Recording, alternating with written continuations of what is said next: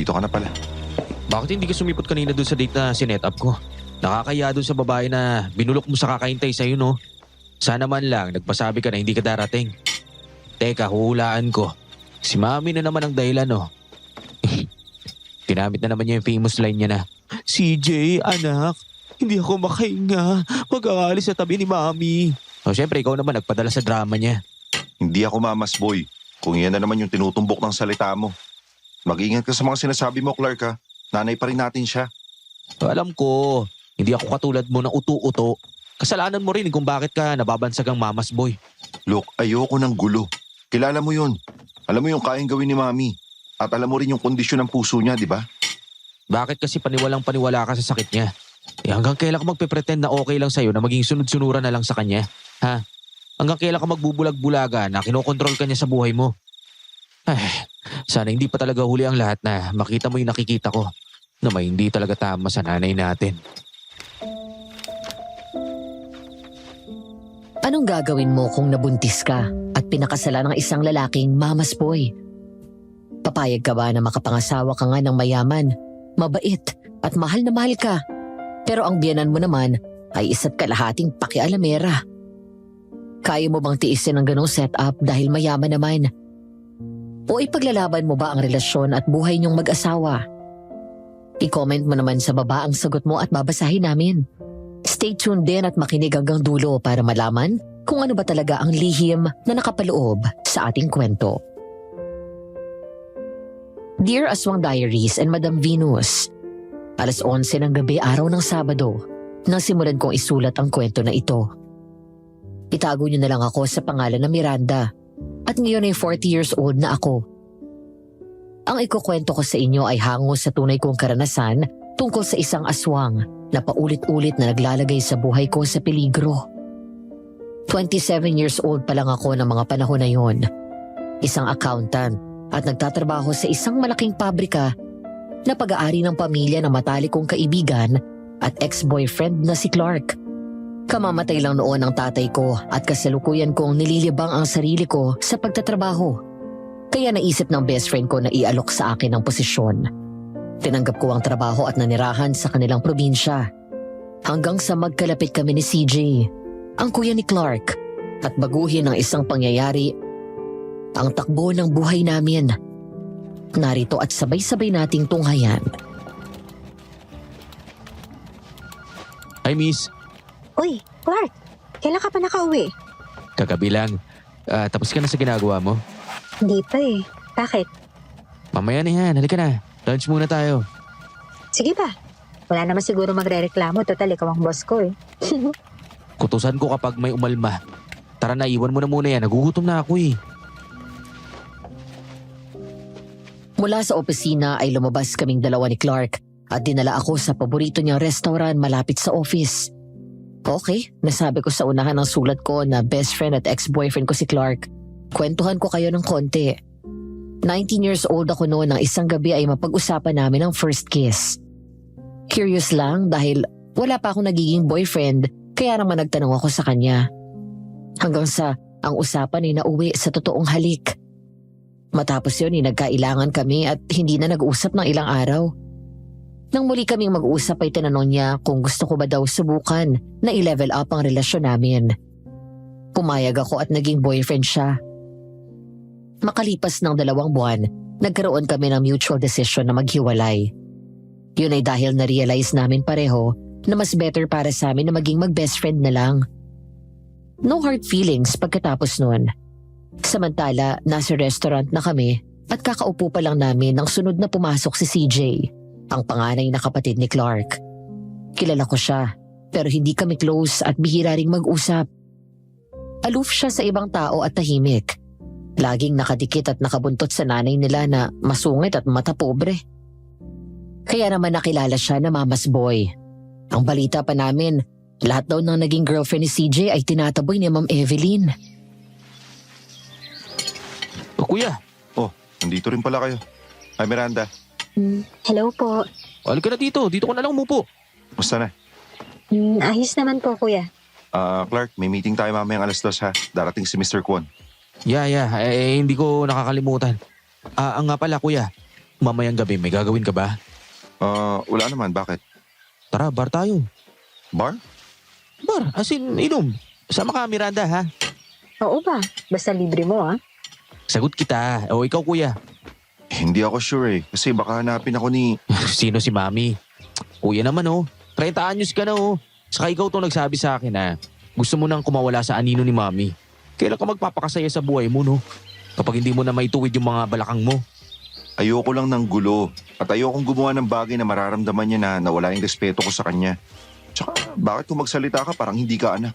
Huwag na tayo magkunwari. Hindi anak ang tingin sa akin ni Mami, kaya okay lang sa akin yun. Nasanay na rin naman ako eh. Okay na rin kasi hindi niya ako pinapakialaman sa buhay ko.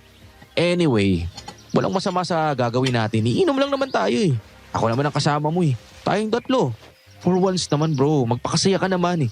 Hindi yung puro iniisip na lang ni Mami. Have fun. Go out, get drunk, get laid.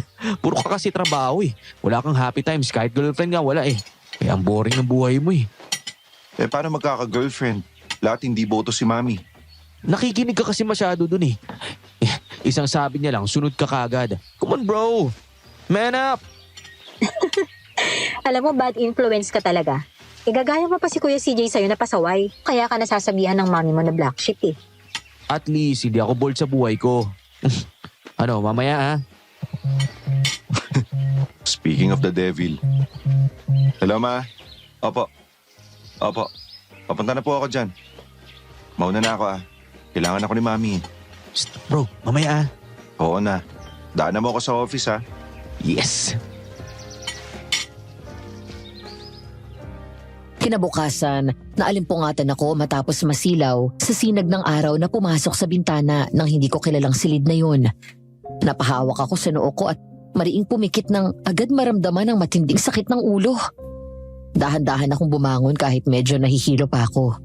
Hanggang sa matigilan ako nang bumagsak ang kumot sa hita ko at tumambad ang hubad na dibdib ko. Bigla akong nahimasmasan at sinilip ang ilalim ng kumot. Anong nangyari kagabi? Nasaan ako? Diyos ko po. Bakit ako nakahubad? Good morning. Kuya CJ, anong ginawa mo sa akin? Hindi mo naalala? By the way, nice view Bastos! Hindi ganyan yung inuungol mo kagabi Sabi mo pa nga, Bakit mo kasi tinitignan? nakatingin din sila sa akin. Mukhang niyayaya ako ulit Tumahimik ka nga dyan. Ano ba kasi nangyari? Bakit ako walang damit? Bigla akong tinakpan ang sarili ko ng kumot. Pagkatapos ay lumapit sa akin si CJ. Hindi naman ako natakot sa kanya pero nailang ako nang titigan niya ako ng husto. Para kasing niroromansa ako ng tingin ng lalaking ito. Hanggang sa matauhan ako kaya mabilis bumawi ng tingin. Doon ko lang kasi napagtanto na ang gwapo niya. Hindi naman sa pagkukumpara. Pero mas gwapo naman talaga siya kumpara kay Clark. May pagkamestiso, medyo makapalang kilay, matangos ang ilong, mapula ang mga labi. At maganda yung pares ng mga mata na parang palaging nangungusap. Ang katawan niya matipuno at matikas. Pero hindi gaya ng ibang lalaki na halos pumutok na yung mga ugat kaka-gym at malaki yung bicep. Kumpara naman sa akin, may itsura naman ako. Pero hindi ako mestisa. Pinay beauty sabi ng mga kaibigan ko. Hindi rin ako yung tipong balingkinita ng katawan. Sabi nila, voluptuous body daw ang meron ako. Bukod sa medyo matangkad din ako kumpara sa iba. Para sa akin ay ordinaryo lang ang itsura ko. Malayo sa mga nagkakagusto kay CJ na mga babaeng mestisa. Ano ba sa tingin mong nangyayari sa isang lalaki at babae kapag lasing na lasing? Totoo ba? May nangyari sa atin? Yes. Hindi mo ba naalala? Nasa bar pa lang daw, pero hindi na tayo makapagpigil. Kaya inuwi tayo dito ni Clark. Shit! Well, happy to be your first. Ano nang gagawin natin ngayon? Ang mabuti pa, magbihis ka muna at kumain tayo ng almusal. Kapag kalmado ka na, saka tayo mag-usap, okay? Nang iwan ako ni CJ sa kwarto ay muli kong binagsak ang katawan ko sa kama at pilit na inalala ang nangyari. Ang naalala ko 9:00 ng gabi. Pagkatapos namin kumain ng dinner sa isang restaurant, saka kami nagpunta ng bar. Ang huling beses na pumasok ako sa bar at nagpakalasing ng ganon nung nasa Maynila pa ako. Nasa isang probinsya sa gitnang Luzon ang negosyo ng pamilya ni Clark. Mula nang kunin niya akong accountant, ay doon na rin ako nanirahan. Tapos, ayun nga, dinala kami ng konsentidor kong best friend sa isang bar na matatagpuan sa town proper sa kabilang bayan. Bumalik ang isip ko sa nagdaang gabi at isa-isang inalala ang pangyayari. Dahil nasabik ako sa alak, hindi ko na malaya na parami na pala ako ng inom. Habang nakikipag-usap si Clark sa ibang babae, naiwan ako kay CJ at doon na nagsimula ang landian naming dalawa. Miranda, cheers! Cheers! Okay ka rin pala, no, kuya? Pala ko kasi dati suplado ka eh. Hindi ako suplado. Alam mo na, panganay. Sa akin iniwan ni Dad yung negosyo ng pamilya namin. Kaya hindi ako pwedeng pumalpak. Kaya ba wala kang girlfriend? Komplikado ang buhay ko. Kawawa lang yung babae, lalo sa ugali ni Mami. Ang sabihin mo, mahina lang loob ng mga babae niyan. Ang kailangan mo yung babaeng matibay ang sikmura, di ba? Yung matapang sa kapalatan. Ikaw? Matapang ka ba? Naman, kuya. Mukha ba CJ na lang? Huwag mo na akong tawagin kuya. Tingin mo, si Clark.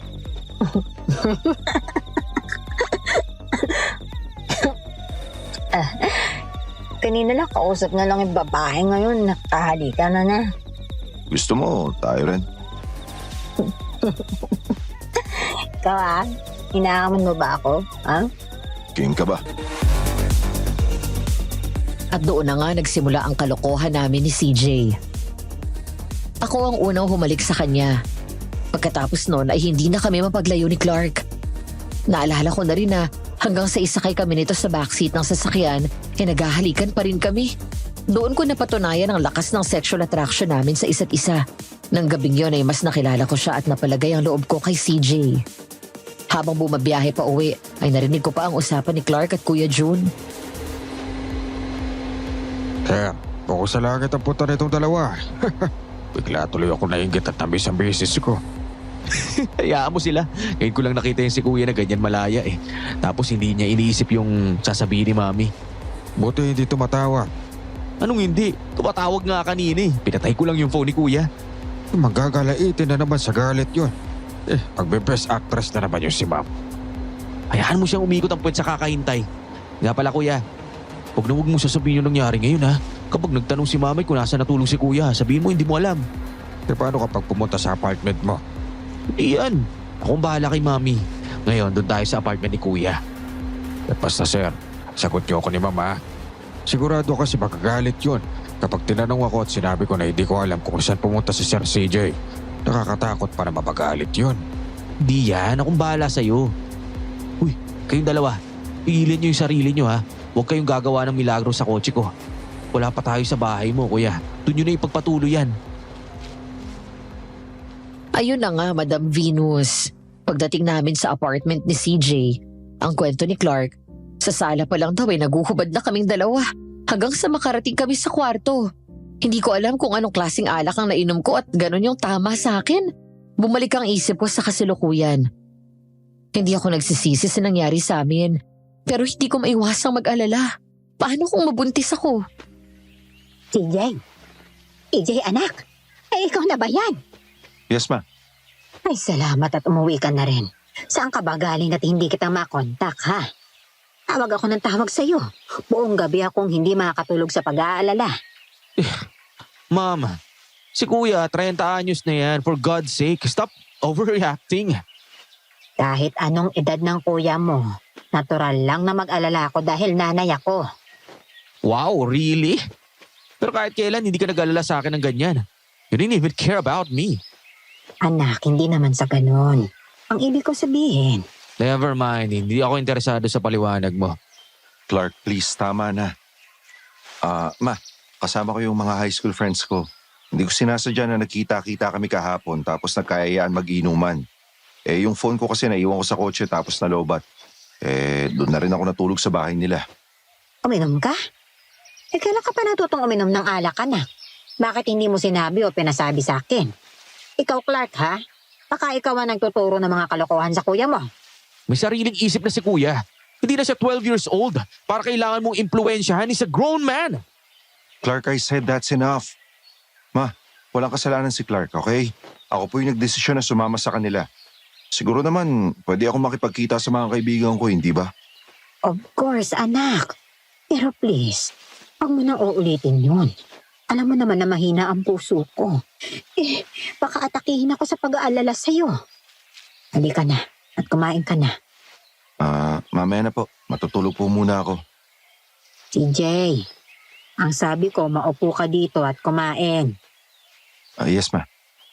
Nagpaluto ako ng sinigang na bangus. Ito ang paborito mo, di ba? Ma, ayoko ng isda na hindi prito, di ba? Tsaka, hindi ko paborito yan eh. Anong hindi? Ito palagi ang nire-request mong ulam. Mami, hindi ako yun. Ikaw ang may gusto. Kapag sinabi ko na ito ang paborito mo, ito ang paborito mo, at ito ang kakainin mo. Yes, ma. Very good, my baby boy. Ay, napakaswerte ng mami sa'yo at masunurin ka. Masunurin. Baka ibig niyo sabihin, nauuto niyo. Anong sabi mo? Wala. Ang sabi ko si kuya ang the best. Mama's boy in the world. Anyway, kuya, bago ko matulog mamaya, basahin mo muna yung mga ginawa kong proposal kay Mr. Kwan. Okay, sige. Doon tayo sa kwarto ko mag-usap. Matapos kumain ni CJ, ang sabi ni Clark, kinuha niya ang laptop at sumunod sa kwarto ng kapatid. Pero sa halip na ipakita ang nasabing proposal, bigla siya hinedlock ni CJ at hinila sa loob ng walk-in closet nito. Doon lihim na nag-usap ang dalawa tungkol sa nangyari sa amin. Sa halip na mag-alala, natatawa at excited pa daw si Clark na humarap sa kapatid. Aray ko, kuya. Kamaingay, baka marinig tayo ni Mami. Sira ulo ka. Bakit hindi mo kami pinigilan ni Miranda? Pinigilan namin kayo ni Kuya John. Kayong dalawang ayaw magpapigil. Nakakaya kay Miranda, tol. Huwag mong sabihin nagsisisi ka. What? Of course not. Nakakaya lang kasi best friend mo siya, tapos kuya yung tingin niya sa akin. Sino may kasalanan? Kayo rin naman. Anong balak mo? Hindi ko nga alam eh. Ang inaalala ko, paano kapag nabuntis siya? Di po. Buhay kang bata ka. Makakawala ka na sa anino ni Mami. Hindi naman yun ang iniisip ko eh. Ay nako kuya, kilala kita. Alam ko na hindi ka lang nagsasalita pero nakikita ko sa kilos mo. Nasasakal ka na, no? Oo, nasasakal ka na sa pangbibaby na ginagawa ni Mami sa'yo. Mula nang mawala si Dad, kailangan ni Mami ng masasandalan. Kanino pa ba siya lalapit kundi sa akin na panganay, di ba? Pero sobra na si Mami. Wala ka ng sariling buhay at desisyon. Lahat ng ginagawa mo ayon sa gusto niya. Gusto niya, palagi siyang nasusunod. Ikaw naman, sige, oo ka lang ng oo. Kailan ka ba magdidesisyon para sa sarili mo? Ewan, bala na. Ang importante ngayon si Miranda. Ayokong isipin niya na pagkatapos ng nangyari sa amin, pababayaan ko siya. Di lumabas-labas kayo. Total naman, araw-araw kayong magkasama sa trabaho, kuya. Kuya, kilala mo siya. Mabait na tao si Miranda. Malaban nga lang, kapag nabuntis mo siya at magdesisyon ka na panagutan ng bata, sigurado malaking gulo yan dahil alam mo naman yan eh. Noon pa man, mabigat ang dugo ni Mami sa kanya. At ako nang nagsasabi sa'yo, hindi magpapaapi yun. Bala na. Ikaw kasi. Ba't ako? Kayo dalawa tong sabik eh. Sira ulo. And besides, hindi mo ba nararamdaman? Ang lakas ng connection yun ni Miranda. Bagay kayo, kuya. Hindi kayo masyadong nag-uusap, di ba? Nang magkaroon kayo ng chance, napansin mo, nag-click kagad yung personality ninyo. Why don't you just pursue her? Miranda is a great woman. Besides, best friend ko naman siya eh. Alam kong hindi ako mapapaya sa'yo. Alam ko naman yun. Disente siyang babae. Ang importante ngayon, hindi niya maramdaman na pagkatapos may mangyari sa amin, iiwasan ko siya, no? So, may plano kang ituloy ang communication ninyo? Oo. Basta alagaan mo yun. Matapos ang nangyari sa amin ni CJ, ang buong akala ko ay iiwasan na niya ako. Ngunit kabaliktaran ang ginawa niya. Nagpatuloy siya ng pakikipag-usap sa akin. Sadyang nilapit ang loob na parang mas kinikilala niya ako sa mas malalim na pamamaraan. Madalas ay sabay kaming kumain ng lunch o kaya ay sinasabay niya ako pa uwi at hinahatid sa bahay. Makalipas ang 1 buwan, nagsimula akong kabahan nang hindi dumating ang buwan ng dalaw ko sa eksaktong araw na inaasahan ko. Nagpalipas pa ako ng 1 linggo pero hindi na ako dinatnan. Doon ko na kinausap si CJ at sinabi ang bumabaghabag sa akin. Kaya agad siyang bumili ng 5 pregnancy test saka kami umuwi sa apartment ko. Habang naroon ako sa banyo, parang sasabog yung puso ko sa kaba. Anong resulta? Uy, magsalita ka naman. Lalo akong kinakabahan eh.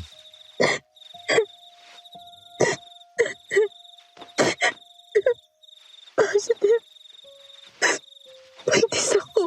What? What ka dyan? Ano na ngayon yung gagawin natin? Sige, akong bahala. Look, CJ. Maiintindihan ko kung di mo ako papanagutan. Basta ang hiling ko lang sana. Pakakasalan kita. Ano? Pananagutan kita. Hindi ako papayag na ipanganak ang anak ko na walang kumpletong pamilya, no? Pero, hindi mo naman ako gusto, di ba? Hindi ka na nga attracted sa akin eh. Tsaka paano kung hindi mag-workout yung relasyon natin? Saka na natin problemahin yung hindi pa problema, okay? Sa ngayon, mas mag-concentrate tayo sa baby natin at sa'yo. Pero paano si Ma'am Evelyn? Alam mo naman mabigat yung dugo sa akin ng nanay mo, di ba? Iyan nga lang yung kaibigan ako ni Clark. Kung taasan na ako ng kilay at tingnan mula ulo hanggang paa. Akala mo sinusukat na yung buong pagkatao ko eh. Tapos malalaman pa niya na magiging manugang niya ako sa paborito niyang anak. CJ, siguradong tututol yun. Hindi muna natin sasabihin sa kanya na magpapakasal tayo. Ha? Teka, paano? Magpapakasal tayo ng lihim? Oo, iharap kita sa kanya na kasal na tayo. Para wala siyang magawa kahit tumutol siya. Kilala ko si Mami.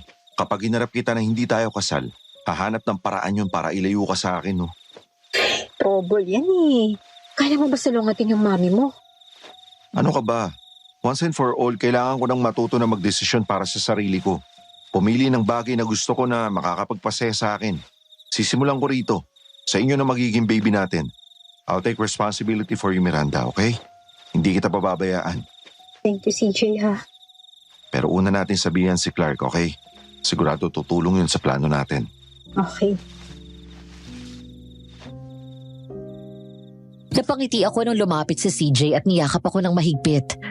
Sa unang pagkakataon, matapos ang makalipas ng mahabang panahon, naramdaman ko na hindi ako nag-iisa. Ngayon may karamay na ako sa problema. I felt safe in his arms. Ang pag-aalala ko kanina napalitan ng excitement. Hindi na ako lugi kay CJ.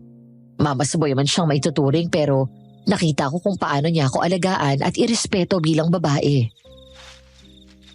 Tsaka, sinong may sabi na hindi ako attracted sa'yo at hindi kita gusto?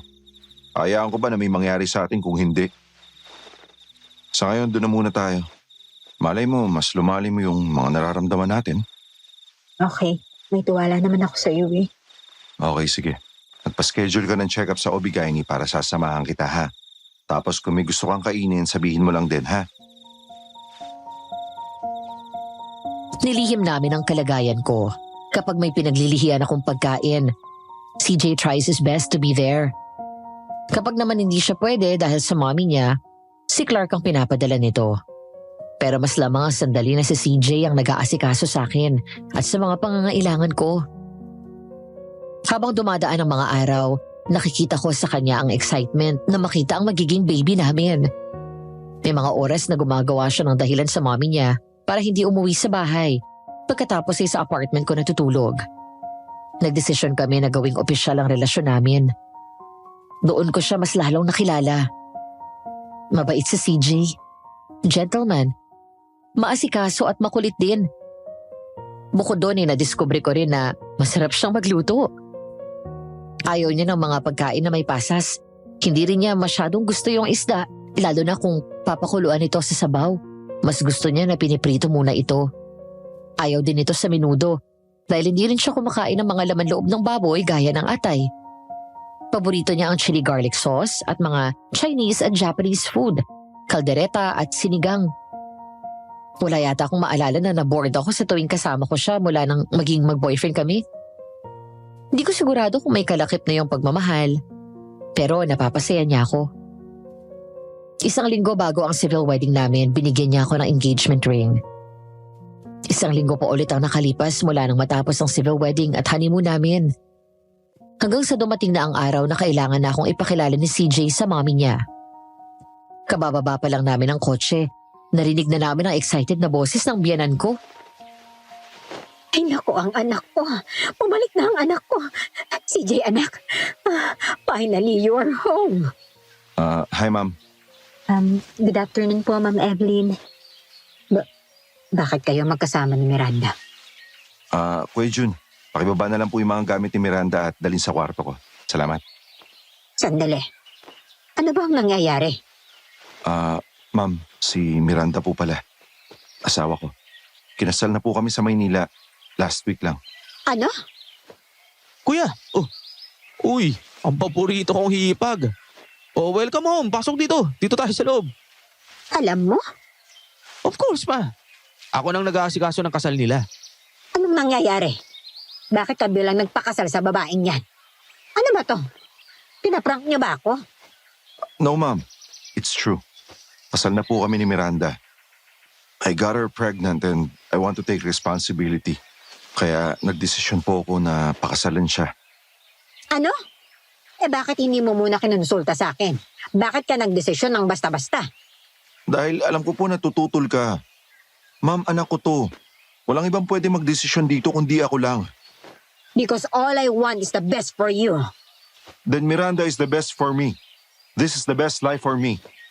At paano ka na kasi siguro na sa'yo ang batang yan? Excuse me po, no? Pero mawalang galang na po. Virgin po ako na may nangyari sa amin.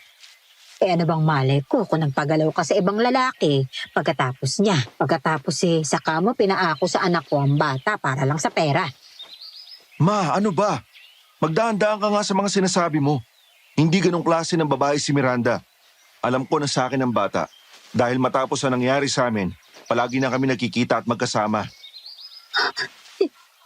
Sinisigawan mo na ako ngayon?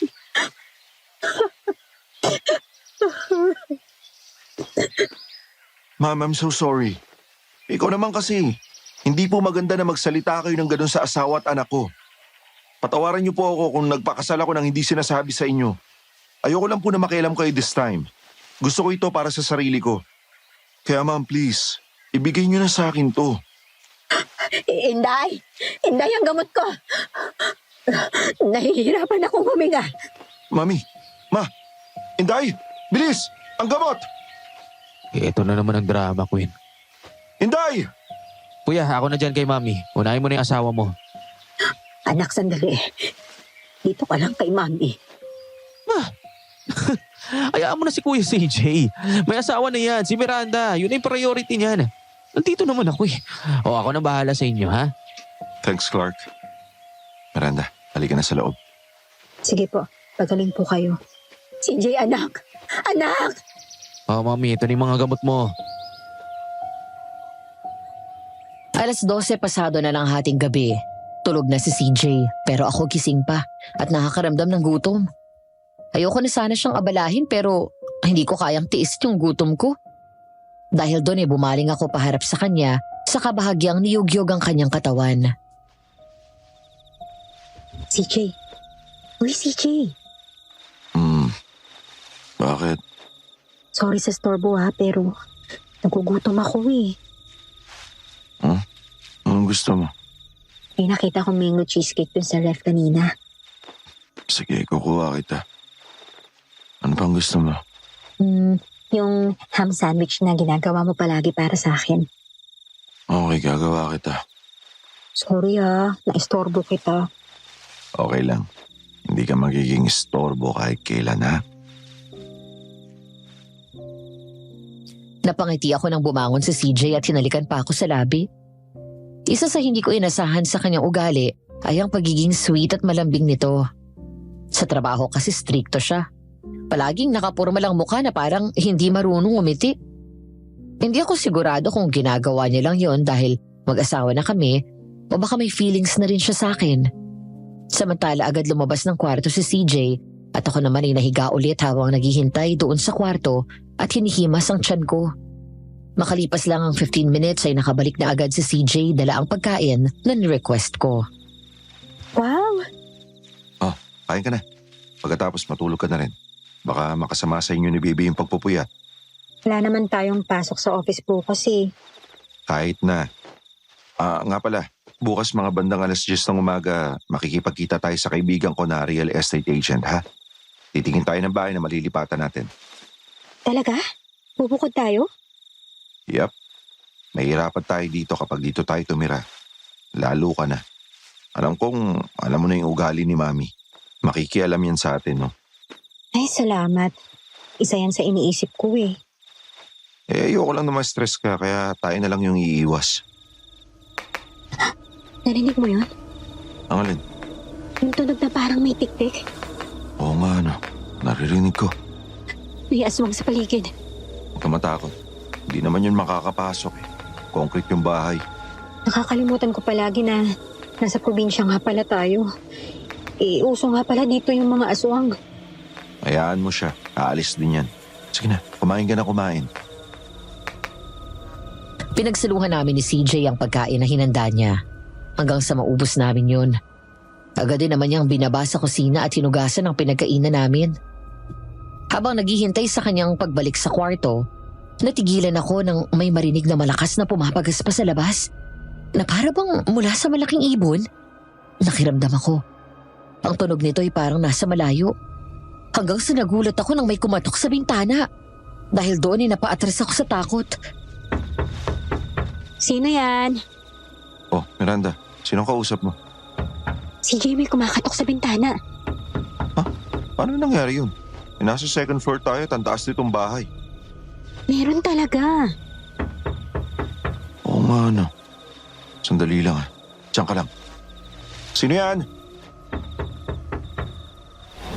CJ! Manananggal! Bigla kaming napaatras ni CJ nang bumalaga sa amin ang nakakatakot na mukha ng aswang doon sa tapat ng bintana. Inaalog nito yon at pilit na binubuksan. Labis na pangingilabot ang naramdaman ko nang makita ang nakakatakot na mukha ng manananggal. Isang nilalang na inakala ko na nakikita lang sa mga pelikula at telebisyon. Ngayon ay eto at buhay na buhay sa harapan ko. Hinarang ni CJ ang sarili niya sa akin. Ang ingay na yon ang nagpagising sa mga kasambahay at kay Clark. Napasigaw sila nang makita ang aswang. Hanggang sa bigla na lang nitong binasag ang bintana at naipasok ang kalahati ng kanyang katawan. Clark! Tulong! Ibigay niyo sa akin ang babae niyan. Kuya, Salo! Lumayo ka sa asawa ka, demonyo!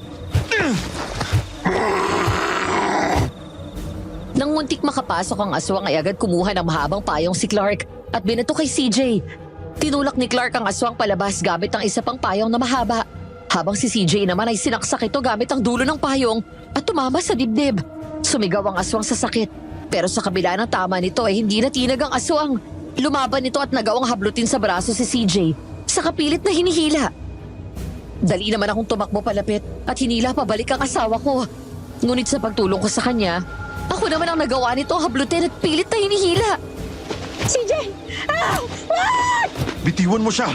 Bitaw! Gusto mong pakawalan ko siya? Pues, halika rito. Dahil ikaw naman pawagampang ko. Ikaw at ang mabangong sanggol sa iyong sinapupuan. Huwag mo akong hawakan! Bitawan mo ako! Pag na huwag mong gagalawin ang magina ko, demonyo ka! Layas! Pangit mo, gago! Baho mo, lumalis ka dito! Lumayas ka dito! Sige, susugurin kita ng buhay, hayop ka! Dumating ang isang kasambahay at binato ng asin ng aswang. Pagkatapos ay nilabas ni Clark ang lighter nito at tinapat ang apoy sa mukha ng aswang. Doon ako nabitawan nito at umatras, saka mabilis na lumipad palayo. Agad ako niyakap ni CJ ng mahigpit habang nanginginig ang katawan at naiiyak ako sa takot. Ayos ka lang? Nasugatan ka ba niya? Hindi. Ikaw, ayos ka lang ba? Oo, ayos lang ako. Ang sabi nila, bukod sa asin, takot daw sa bawang yung mga aswang. Hinday, magsabi tayo ng bawang sa bintana. Habang sira pa ang bintana, doon muna tayo sa guest room matulog. Sige na, kuya. Pagpahingan mo na si Miranda, samahan mo siya. Kami na bahala dito. Isang umaga ng weekend, matapos ang mga gawain namin ay niyaya ako ni CJ na tumambay sa garden at naglatag ng picnic mat. Nahiga siya doon at umunan sa hita ko. Napangiti ako nang tumagilid si CJ at humarap sa puson ko. Pagkatapos ay marahan yung hinimas at hinalikan ang hinalikan. Anak, si daddy to. Magpalaki ka lang dyan, ha? Magpakalakas ka. Pero wag mo rin masyadong pahihirapan ng mami mo, ha? Anong gusto mong ipangalan sa kanya? Well, gusto ko maging junior ko siya kapag lalaki. Kapag babae naman, gusto ko isunod sa pangalan mo. Excited ka na maging daddy? Sobra. Hindi ka ba nagsisisi na pinakasalan mo ako? Nope. Marrying you is one of the best decision I made. Ngayon lang ako naging ganito kasaya, no? Tsaka hindi mo nararamdaman na may deep connection na tayo. Damdam. Ay, nga pala, may dala akong libro. Gusto mo basahan kita? Sige. Tapos di ba marunong ka magitara? Kantahan mo si baby sa susunod Gusto ko regular natin gagawin to na tumambay dito. Hanggang sa umanak na ako at lumaki siya. Oo naman, gagawin natin yan. Habang nagbabasa si CJ ay nakinig lang akong mabuti sa kanya. Hanggang sa umangat ang tingin ko sa second floor ng bahay. Bahagya akong natigilan nang makitang lihim na nagmamasid sa amin ang biyanan ko mula sa bintana. Nakasimangot at hindi maipinta ang mukha habang nakakrus sa mga braso sa dibdib. Sa halip na mailang, matapang akong nakipagtitigan sa kanya. Hanggang sa hawakan ni CJ ang kamay ko at hinila yon. Ngumiti ako nang malambing niya akong hinalikan ng masuyo sa labi. Matapos yun ay pinagpatuloy niya ang pagbabasa. Nang muli akong tumingin sa taas, ay wala na doon ang biyanan ko. Hanggang sa nagulat ako dahil pagtingin ko sa gilid ng bahay, pinakita ko na naroon na siya. Masama pa rin ang tingin sa amin habang may hawak na kutsilyo na parang sasaksakin ako anumang oras. Nakaramdam ako ng takot sa klase ng tingin na pinukol niya sa akin at wala sa loob na napahawak ako sa tiyan ko. CJ, pumasok na kayo at kakain na maya-maya. Yes, ma, susunod na po kami. Pagpasok namin sa bahay ay dumiretso kami sa dining area. Napangiti ako nang makita ang ulam na nakahain sa mesa. Nagpaluto kasi ako ng sinigang na baka.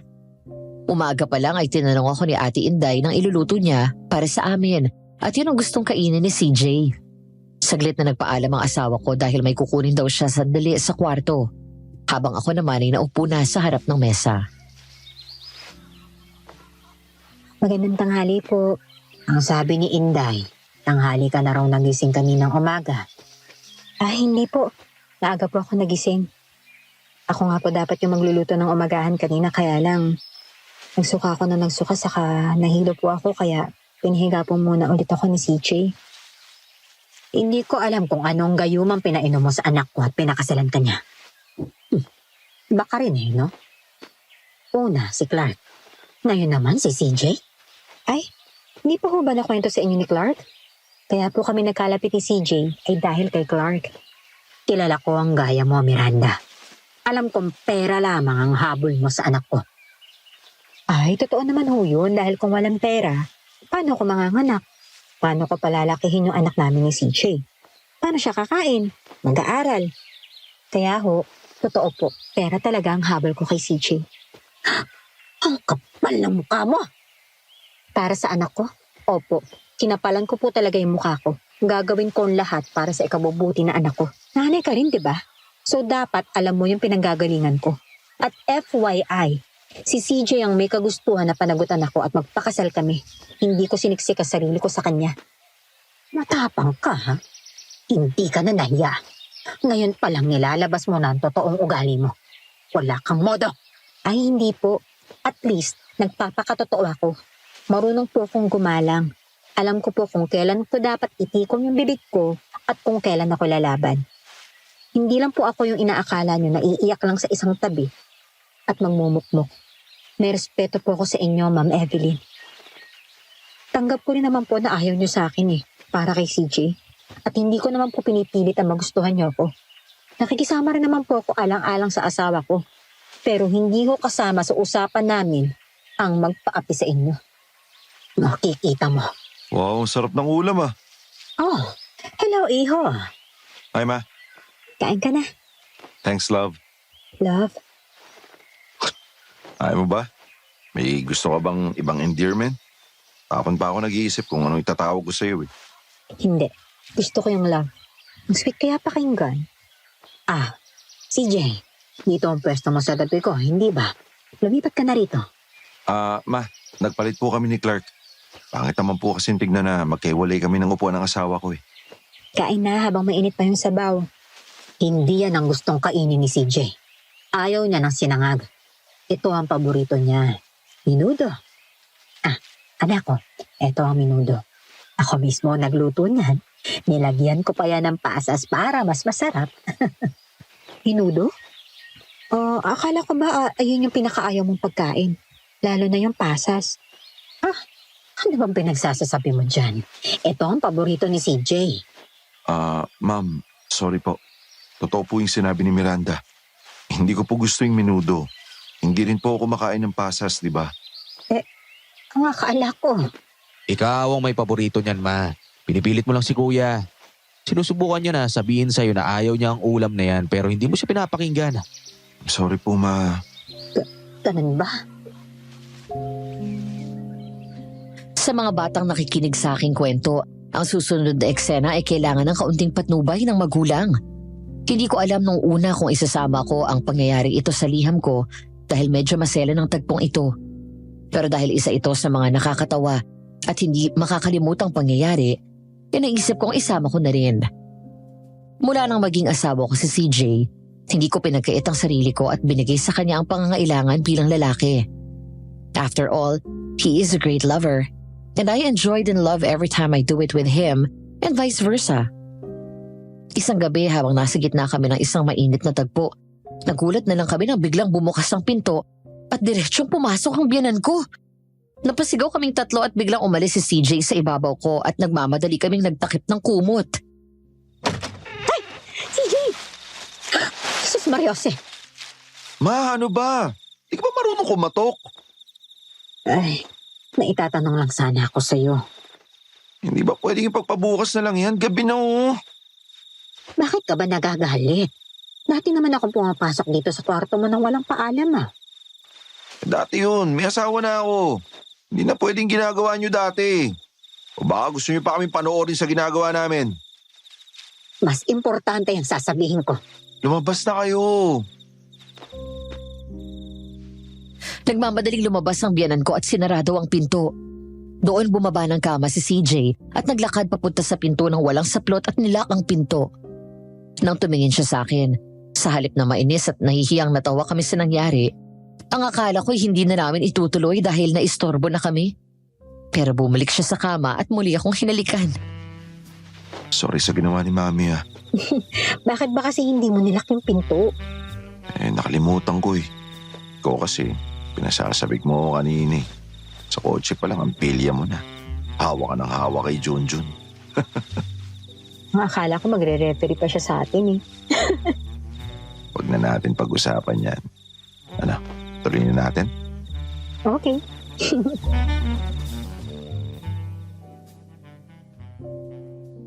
Hapon, dahil medyo naboboard na ako sa kwarto niyaya ko si CJ na lumabas para maglakad-lakad sa kakahuyan na nasa likod ng kanilang bahay. 4:00 na yon ng hapon kaya hindi na rin ganon kainit ang araw. Palabas na sana kami ng bakuran nang bigla naming marinig ang boses ng biyanan ko. CJ! CJ! O ma, bakit po? Pumunta ka nga dito sa taas at may ipapagawa ako. Love, sandali lang ha. Okay. Agad umakyat ang asawa ko sa kwarto ni Evelyn. Naabutan niya itong nakaupo sa kama. Nakasandal sa headboard habang nakaunat ang mga paa. Lumapit daw siya at naupo sa gilid ng kama at ngumiti si CJ nang ngumiti rin ang mami niya. Anak, masahihin mo naman ang binti ko. Pero malalabas po kami ni Miranda. Sige na anak. Pero unahin mo pa ba yung babaeng yan kaysa sa akin na mami mo? Ay, sige na nga. Pero sandali lang ha. Maghihintay yung asawa ko eh. Nasaan po ba yung oil? Ito po ba? Ay, hindi yan anak. Wag yan. Wag yan ha. Yung baby oil na nasa cabinet. Napansin daw ni CJ na parang nagpanik ang mami niya. Tumayo siya at kinuha ang baby oil. Nang bumalik sa gilid ng kama ay wala na doon ang bote ng langis na may laman ng kung ano-anong mga ugat at sanga ng kahoy. Isang bagay pa ang napansin daw niya doon sa kwarto ni Evelyn. May masangsang na amoy siyang nalalanghap sa paligid. Mami, pinapalinis mo ba tong kwarto mo? Sangsang ng amoy, tsaka bakit sarado yung mga kortina mo? Sumasakit ang mata ko sa araw eh. O sige na, masahihin mo na lang ang mga binti ko. Ano ba kasing ginawa niyo? Tapagod kayo. Alam mo naman ako, tumatanda na. Pero anak, paalisin na natin ang meranda na yan dito. Gagawa ko ng paraan para mapawalang bisa ang kasal mo. Ma'am, naririnig niyo ba yung sinasabi mo? Ayokong ipanganak yung baby ko na hindi buo ang pamilya niya. Hindi siya makabubuti sa'yo. Alam mo bang sinagot ako nan kanina bago ka dumating noong nagtatanghalian tayo? Walang modo ang babaeng yan. Ma'am, kilala kita. Hindi sasagot ng ganun si Miranda kung hindi ikaw ang nagsimula. Nagtatampo na ako sa'yo, anak, ha? Dati, laging ako ang inuuna mo. Ngayon, hindi mo na ako halos pinapansin dahil lamang sa babaeng yun. Nanay mo ko. Pero po kasi asawa ko na siya at hindi ko siya iiwan, no? Kung alis siya dito, kasama ako. Pero CJ, I know what is best for you. Ma'am, please. Stop talking to me as if I'm a little boy. Alam ko rin yung makakabuti para sa akin. Huwag mo akong simulan sa ganyan. Nakita mo na. Masama siyang impluwensya sa'yo. Dati naman isang salita ko lang ay nakikinig ka at sinusunod mo ako kaagad. Dahil ngayon natututo ka ng salungatin ng mga sinasabi ko. Ma'am, iba na ngayon. No, kasi wala naman akong asawa. Ngayon si Miranda at ang anak ko na yung priority ko. Tsaka nandiyan naman si Clark eh. Sige na, lumabas ka na. Ayos na ako. Sigurado kayo? Akala ko magpapamasahe kayo. Kahit mamaya na lang anak, o kaya kay Inday na lamang ako magpapamasahe. Sige po. Kuya, liga dito. Bilis, may sasabihin ako sa iyo saglit. Samantala ng mga sandaling yon ay naroon na ako sa kakahuyan at nagsisimulang maglakad-lakad. Dahil nainip ako sa kakahintay, nauna na ako kay CJ. Nagagandahan kasi ako sa lugar na yon. Maraming puno, kaya presko at malamig ang hangin. Pero hindi ganon masukal, kaya hindi nakakatakot maglakad. Kumakanta-kanta pa ako habang pinagmamasdan ang ganda ng paligid at marahang hinihimas ang tiyan ko.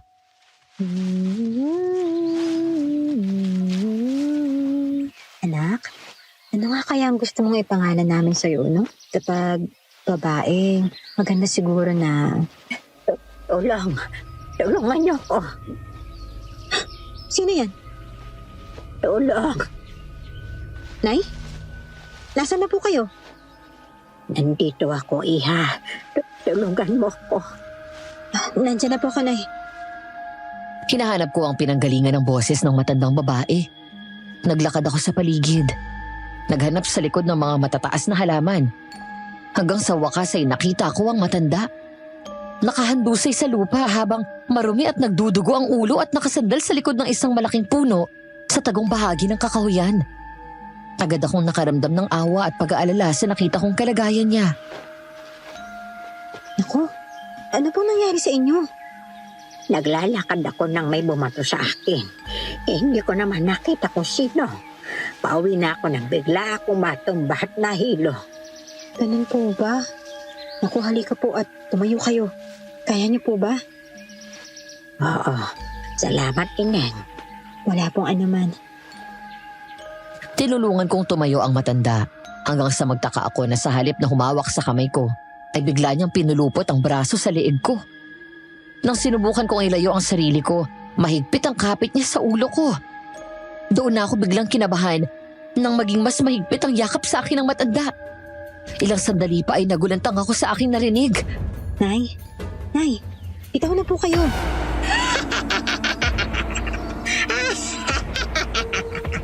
Hindi ka na makatatakas sa akin ngayon. CJ! Akin na ngayon ang sanggol sa sinapupunan mo. Wag kang anak ko. CJ, tulong! Kahit anong sigaw mo, walang makaririnig sa'yo. Bitawan mo ako! Nagpumiglas ako nang maramdaman ko ang dulo ng pangil nito sa leeg ko. At akma akong kakagatin. Kasabay ng paghawak ng isang kamay niya sa puson ko. Agad akong gumawa ng paraan. Inipon ko ang lakas ko sabay tinuhod ko siya sa tiyan. Nang hindi pa rin ako bitawan na inabot ko ang mukha niya. Wala na akong pakialam kung matusok yung mata niya ng mahabang kuko ko. Basta hinila ko siya sa ulo palayo sa akin. Saka ako nagdasal sa tapat mismo ng tenga niya. Sa pangalan ni Jesus, lumayo ka sa akin, demonyo ka! Hayop ka! Papatayin kita! Sige, subukan mong lumapit ulit sa akin. Agad ko siyang sabay na tinulak at sinipa palayo sa akin. Kinapa ko ang leeg ko na muntik agatin ito at nakahinga ako ng maluwag nang walang bahid ng dugo ang palad ko. Pagkatapos humawak ako agad sa tiyan ko. Nang tingnan ko ang aswang, agad ko tong nakilala. Ang manananggal na sumugod sa amin noong nakaraang gabi. Hindi ako makapaniwala na may aswang na kayang lumabas kahit maliwanag pa. Sadyang nakakatakot ang mukha ng matanda na para itong nakakatakot na mangkukulam. Bilog at malalaki ang nalilisik niyang mga mata. Parang tuka ng loro ang ilong at nang ngumisi, may pangil at nangingitim ang kanyang mga ngipin. Ngunit ang kuko nito ay mahaba at matulis. Dinampot ko ang nakita kong putol na kahoy mula sa puno at yun ang ginawa kong armas. Sa tingin mo ba, tatalab sa akin yan? Nagsasayang ka lang ng lakas dahil sa uli ay mamamatay ka pa rin. Hindi ako natatakot sa'yo at hindi mo makukuha ang anak ko. Talaga? Sige, tingnan natin. Bitawan mo ako! Patayin kita! Paatras akong tumakbo nang biglang sumugod sa akin ang aswang.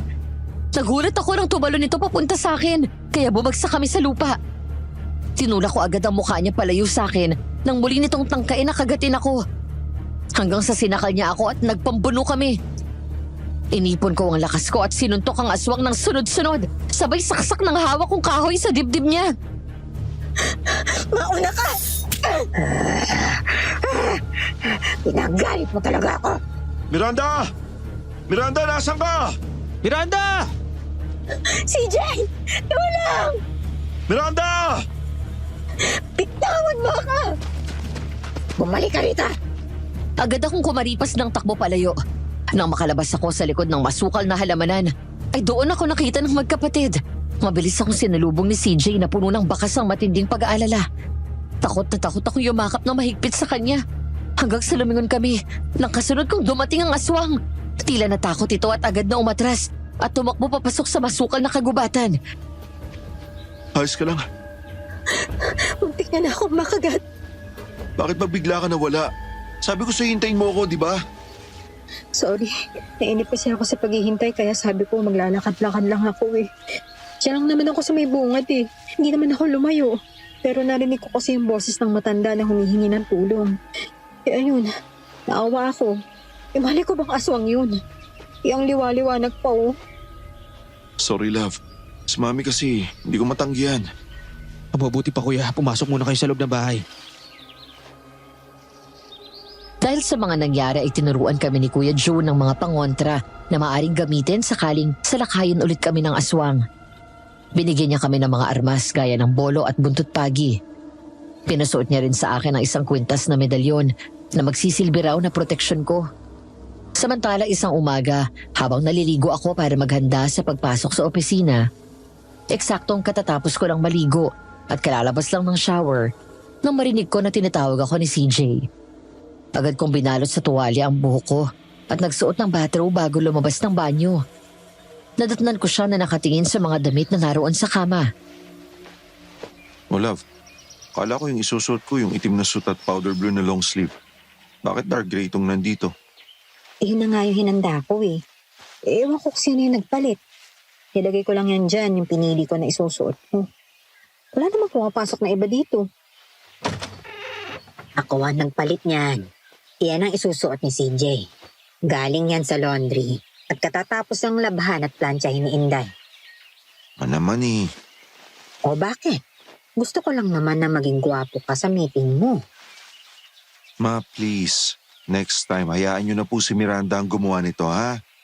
Oo nga po. Asawa na po kasi ako. Responsibilidad ko na po to. Asawa ka lang. Nanay ako. Ay, may competition? Love, tama na. Hayaan mo na si Mami. Damit lang yan. See? Sige na. Ito na yung isusuot ko. Pero ma'am, ito na yung huling beses na makikialam ka sa damit ko, ha? Let my wife do this for me. See? Magbibihis po muna ako sa loob, ha? Masama ang loob ko na pumasok sa walk-in closet at nagsimulang magbihis. Mula doon narinig kong nagtalo ang mag-ina pero hindi ko yan pinansin. Naiinis ako sa pakikialam ng biyanan ko sa mga bagay na dapat ako na yung gumagawa. Maaring simpleng bagay lang yon. Pero ayoko ng pakiramdam na pinamumukha niya sa akin na kahit na mag-asawa na kami, wala pa rin akong papel sa buhay ni CJ. Nakita mo na kung gaano kamaldita yung babaeng yan? Kayo rin naman kasi yung may kasalanan eh. Bakit ba kasi nakikialam? Matagal ko nang ginagawa ito. Bakit ngayon hindi na pwede? Ilang beses ko bang kailangang ulitin na may asawa na ako? May mga bagay na dapat hinahayaan nyo na sa amin. Na-appreciate ko yung pagtulong nyo pero please lang, hayaan nyo na kami. Masyado ka nang nabe-brainwash ng babaeng yan. Ma'am, please, lumabas na kayo. Kailangan na namin mag-BS, may pasok pa kami. Pinormalan ko si CJ nang pumasok ito sa walk-in closet habang nagbibihis ako at dala ang suit na pinilit ng nanay niya. Hindi ako kumibo at umiwas ako ng tingin. Nang lumapit siya sa akin ay sadya ko siyang tinalikuran. Malambing na yumakap sa bewang ko si CJ. Pagkatapos ay hinalikan ako sa sentido. Pasensya mo na si Mami, ha. Nasanay lang kasi siya na siya lang yung umaasikaso sa akin eh. Pinagladi natin siya sa pagdating mo dito kaya nahihirapan siyang tanggapin ka. Hindi ako nakikipagkompetensya sa nanay mo. Kung ako lang, ayokong batulan yung tantrums niya eh. Pero, oo na kasi sa pagiging pakailamera niya. Palagpasin mo na. Ay hindi. Mamimihasa yan ang pakikialam sa atin kapag pinalagpas mo ng pinalagpas. Sorry na, huwag ka na magalit. Ayoko mag-breakfast dito. Ayoko makita yung nanay mo habang kumakain ako. Baka hindi kami matunawan ng anak mo. Sige, doon na lang tayo kumain sa paborito natin breakfast place. Pwede bang doon tayo matulog mamaya sa apartment mo? Gusto ko ng tahimik na buhay mamaya, please lang. Sure, walang problema sa akin. Huwag ka na ma-stress, ha? Baka maapektuhan si baby. Okay. Isang gabi dahil sa dami ng trabaho, kinailangan kong mag-overtime. Gayon din si CJ. Pasado 8:00 na yon at katatapos ko lang ng mga financial reports na kakailanganin bukas ng umaga. Habang nag-aayos ako ng office desk, biglang tumawag ang asawa ko na ang alam ko ay nasa dinner meeting pa. Hello, love? Hi. Tapos na ba yung meeting mo? Oo, ngayon lang. Mag-aayos lang ako ng gamit dito tapos daanan kita dyan sa accounting, ha? Okay. Tapos na rin ako eh. Punta lang ako sa CR. Okay, see you in a bit. Nang matapos ang ginagawa ko ay saka ako lumabas at nagpunta sa comfort room. Pagpasok pa lang ay bahagya na akong natigilan. Isang ilaw lang ang nakasindi doon. Kaya malamlam ang liwanag sa paligid. Kakaiba din ang lamig sa loob. Sa hindi ko malaman na dahilan nanindig ang balahibo ko sa mga braso. Bahagya akong kinabahan. Hindi ko rin alam kung bakit. Nakaramdam ako ng takot. Halos mapalundag ako sa gulat nang may biglang mag-flush ng toilet bowl mula sa isang cubicle. Hindi ako nagsalita o kahit itanong kung sino ang naroon. Kahit na nakapagtataka na may ibang tao doon bukod sa akin. Dahil ang alam ko, ako na lang ang naiwan sa accounting department. Hindi na ako kumibo pa at pumasok sa isang bakanting cubicle. Nang matapos ang gagawin ko ay lumabas na rin agad ako. Napalingon ulit ako nang may mag-flush na naman. Nang buksan ko ang gripo sa lababo at habang naguhugas ng kamay, ay nakiramdam ako.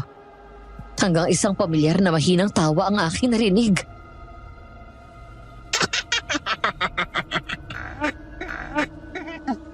Sino yan? Ang dali mo namang makalimot. Paano ka nakapasok dito? Maraming paraan. Hanggang dito ba naman sinusundan mo ko? Dahil hindi na ako makapaghintay na matikman ang sanggol sa loob ng tiyan mo. Tigilan mo na ako! Hindi mo makukuha yung anak ko! Talaga? Pwes, tingnan natin kung hanggang saan ka dadalhin ng tapang-ityabang mo. Tulong! CJ! Guard! Sinugod ako ng aswang. Nang tumalon siya papunta sa akin, agad akong umiwas. Napunta ako sa sulok kung saan naroon ang mga gamit na panglinis. Una kong nadampot yung tabo at yun ang hinampas ko sa ulo niya, sabay sipa ng malakas. Nang hindi ito natinag ay sunod kong kinuha ang floor mop. Nang muli akong sinugod ng aswang, agad ko siyang tinulak gamit yon hanggang sa mapasandal siya sa pader. Pero agad nahawi ng aswang yon kaya nabitawan ako. Bago pa ako makakilo, sinagawa na nitong makalapit sa akin. Sinakal ako sa leeg gamit lang ng isang kamay at ang isang kamay nito ay nasa puson ko. Nagwala ako nang maramdaman ko matulis niyang kuko kaya nasipa ako ulit siya.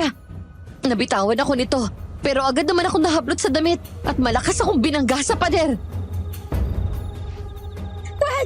Bitawan mo ako! Tumayo ka sa anak ka!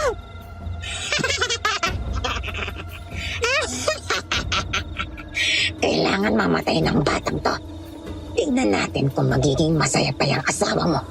Lalo na kapag kasama ka sa pinatay ko. Si CJ? Anong ibig mo sabihin? Anong kasalanan niya sa'yo? Hindi siya, kung hindi ang pamilya niya. At silang magkapatid ang kailangang magbayad. Kaya pati kami ng anak ko dinadamay mo? Natural, dahil asawa ka, kaya kasama ka nilang babagsak. Bigla akong nabitawan ito at mabilis na umatras. Nang makita ko ang kamay ng aswang, parang nalapnos yun. Napahawak ako sa leeg ko at doon ko lang naalala ang kwintas na may medalyon na pendant. Palagi kong suot mula ng binigi ni Kuya Jun. Nakita ko ang takot sa mukha ng aswang at galit dahil sa sugat nito. Hanggang sa biglang may kumatok sa pinto ng banyo. Miranda, nandiyan ka ba? CJ! Tulungan mo ako! Nandito yung aswang! Hoy! Demonyo ka! Hindi ka talaga titigil hanggat hindi ka napapatay, no? Agad dinampot ni CJ ang walis tingting na naroon sa lagayan ng cleaning materials. Pagkatapos ay sumugod siya sa aswang at hinampas ito ng hinampas gamit yon. Malakas na sumigaw ang aswang habang dumadaing sa sakit at bakas ang takot sa kanyang mukha. Umatras ito palayo hanggang sa na-corner siya sa sulok. Habang ako naman, agad na tumakbo kay CJ at nagtago sa likod niya. Nang biglang umangil ng malakas ang aswang, napatras kami sa gulat. Hindi pa tayo tapos. Hindi ako hihinto hanggat hindi nauubos ang angkan ninyo. Ano? Hanggang ngayon ay sarado pa rin ang isip mo sa nakaraang bata. Maraming sekreto ang nakatago dyan sa utak mo. Hindi kita maintindihan. Sa muli nating pagkikita, sisiguraduhin kong mamamatay na ang magina mo. Wala kang matatakbuhan. Buksan mo to! Biglang pumasok sa loob ng cubicle ang aswang at naglock ng pinto. Sinubukan namin yung buksan at alugin ng husto ang pinto para mabuksan ang lock pero baliwala. Kaya naisipan kong tumungo at silipin ito. Nagtaka ako dahil sa halip na isang pares ng paa ang nakita ko, isang malaking ahas ang naroon na mabilis na gumagapang paakyat ng pader. Wala na yung aswang dito, love. Pero may malaking sawa. Ano? Ayun! Mabilis na gumapang palabas ang bintana. Tama si Kuya Jun. Kaya nila magpalit ng anyo. Mukhang takot siya sa walis tingting. Oo, nag-text si Kuya Jun kanina. Pinahabol niya na isa daw ito sa kinatatakutan ng aswang. Anyway, sinaktan ka ba niya? Hindi naman. Nakapanlaban ako eh. Salamat sa Diyos at ginamit na tong kwintas na bigay ni Kuya Jun. Parang napaso siya dito kaya lumayo siya sa akin. Mabuti naman kung ganun. Liga, umalis na rin tayo.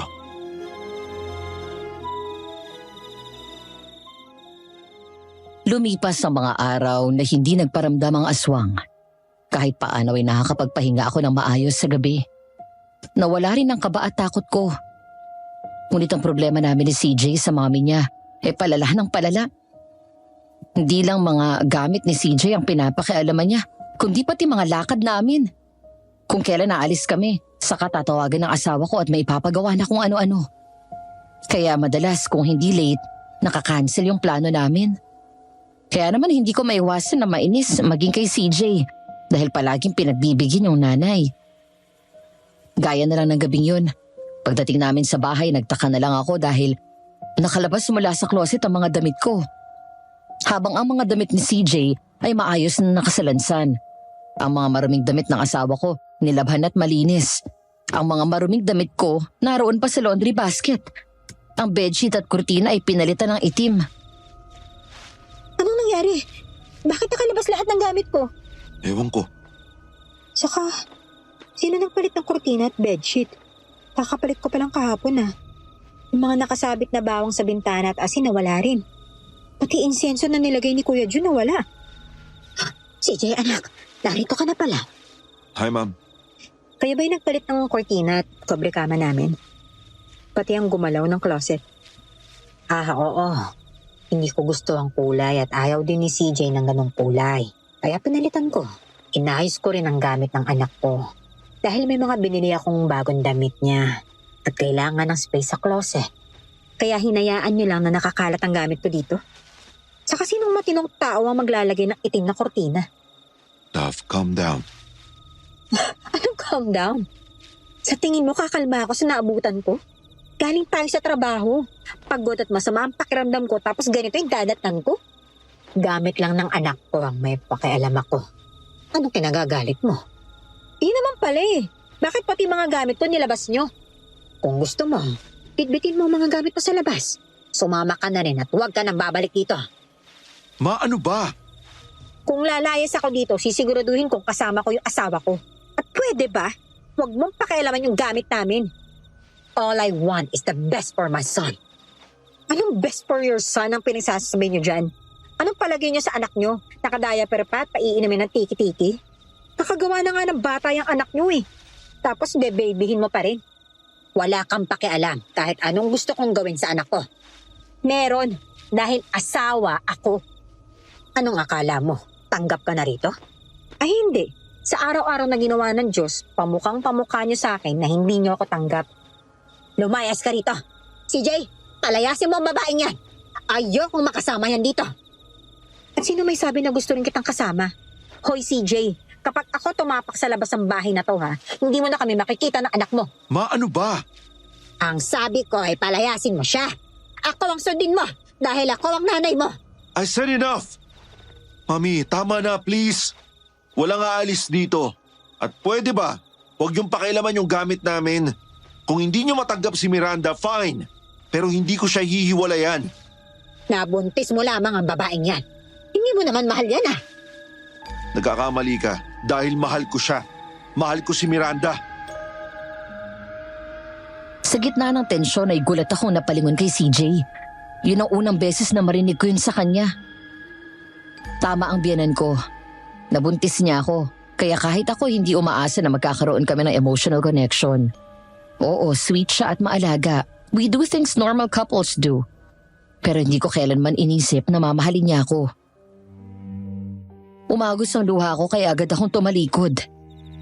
Ano? Oo, mahal ko siya. Kaya kapag lumayas dito ang asawa ko, kasama niya akong aalis. Walang iya ka talagang babae ka. Kasalanan mo lahat ito. Dahil nilagni mo ang anak ko. Oh! Aray! CJ! Ma, bitiwan mo si Miranda! Clark! Si Mami! Nagulat ako nang bigla na lang hablutin ito ang buhok ko. Hindi pa nakontento at sinampal ako ng malakas pagharap ko.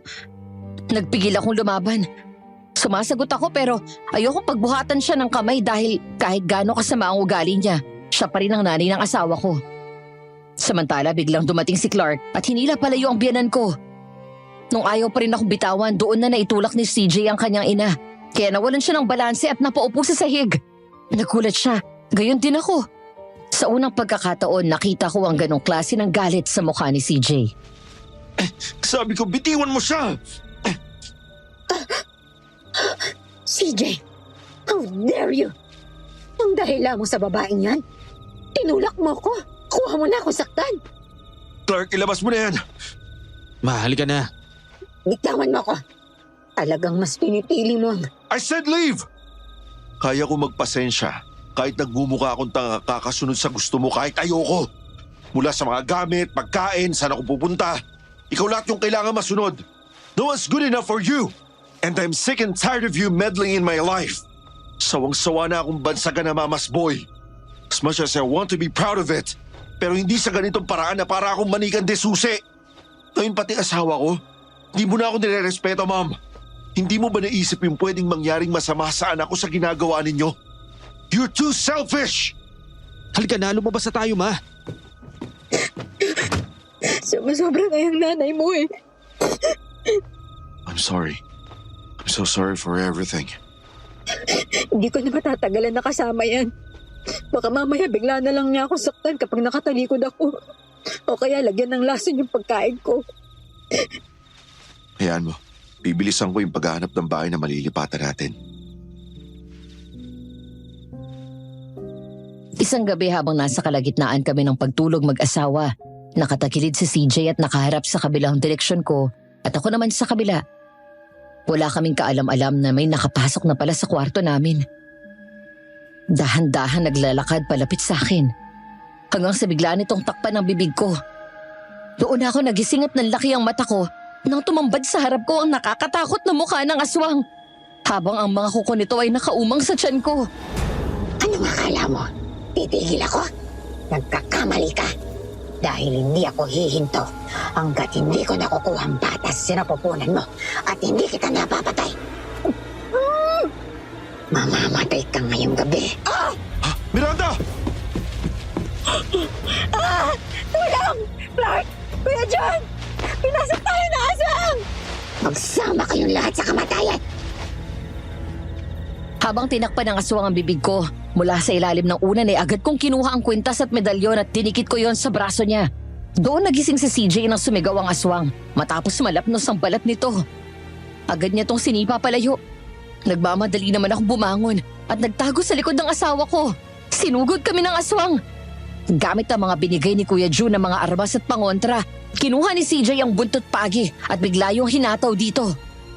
Bigla akong sumampas sa kama nang talunin kami nito. Napasandal si CJ sa pader habang nagpapambuno sila ng aswang. Nakaamba ang mga kuko nito na handang sumaksak sa asawa ko pero nagawa ko siyang pigilan at hawak ko sa braso ang aswang. Ikaw ang papatayin ko ngayon. Hindi mo ako kaya. Halika rito nang makita mo kung anong hinahanap mo. Layuan mo ang pamilya ko! Pumatay ka ng demonyo ka! Sa halip na manood lang sa nangyari, agad kong kinuha ang itak sa ilalim ng kama. Pagkatapos bigla akong sinaksak ang aswang sa likod. Bigla itong lumiyad at umangil ng malakas. Nang binaon ko pa ng husto ang talim ng itak sa katawan niya. Sawang-sawa na ako sa paulit-ulit mong panggugulo sa buhay namin. Kahit sinong demonyo ka pa, hindi kita katatakutan basta anak ko na nilalagay mo sa peligro. Magbabayad kang babae ka. Lumayo ka sa amin! Isasama kita sa impyerno. CJ! Biglang pumihit ang aswang paharap sa akin. Nahawakan ako nito sa damit. Pero agad siyang nasipa ni CJ palayo. Pagewang-gewang ng lakad palabas ng kwarto. Eksaktong dumating si Clark at Kuya June. Sa gulat ng dalawa ay umatras sa mga ito. Hanggang sa tumakbo ang aswang papunta sa bintana. At mula doon ay tumalon ito pababa. Napatakbo kami at nakitang bumagsak ito sa gilid ng bahay. Pagkatapos ay tumalon sa bakod at mabilis na tumakbo papasok sa gubat. Good job, love. Ang galing mo. Hayop siya. Hindi ako papayag na saktan niya yung baby natin. Dumadalas ang pag-atake ng mga aswa. Maglagay ulit tayo ng insenso. Hayaan mo, kuya. Ngayon, biniling ko na kay Ate Inday na sa susunod ay inutusan sila ni Mami na pakialaman yung kwarto namin. Magsumbong muna sila. Isang gabi dahil masama ang pakiramdam ni Ate Inday, nagpresenta ako na ako na lang ang magluluto ng ulam para sa hapunan. Dahil doon nagkikrave ako ng sabaw. Tinolang manok ang niluto ko. Habang ginigisa ko ang bawang, luya at sibuyas, si CJ naman ay nagluluto ng buttered garlic shrimp dahil isa rin yun sa cravings ko ngayong gabi. Habang hinihintay maluto ang mga hipon, lumapit si CJ sa akin at malambing akong niyakap mula sa likod. Bango naman yan, love. Sandali lang to. Tapos kakain na tayo agad. Tapos ko nang himayin yung daon ng malunggay. Sabi ni Ate Inday, masustansya daw to. Lalo sa'yo, para marami kang gatas paglabas ni baby. Excited na ako sa niluluto mo, ha? Nang lalaway na ako sa hipon, oh. Konti na lang din to. Tapos yung manggang hinog mo nasa ref na. Thank you, love. I love you. Alam mo, hindi ko akalain na mamahalin kita ng ganito kadali. Bahagya akong natigilan. Binaba ko muna ang sandok habang naghihintay akong maluto ang manok. Pagkatapos ay pumihit ako paharap sa kanya. Inila ko ang mukha niya palapit sa akin at hinalikan ko ng matagal sa labi.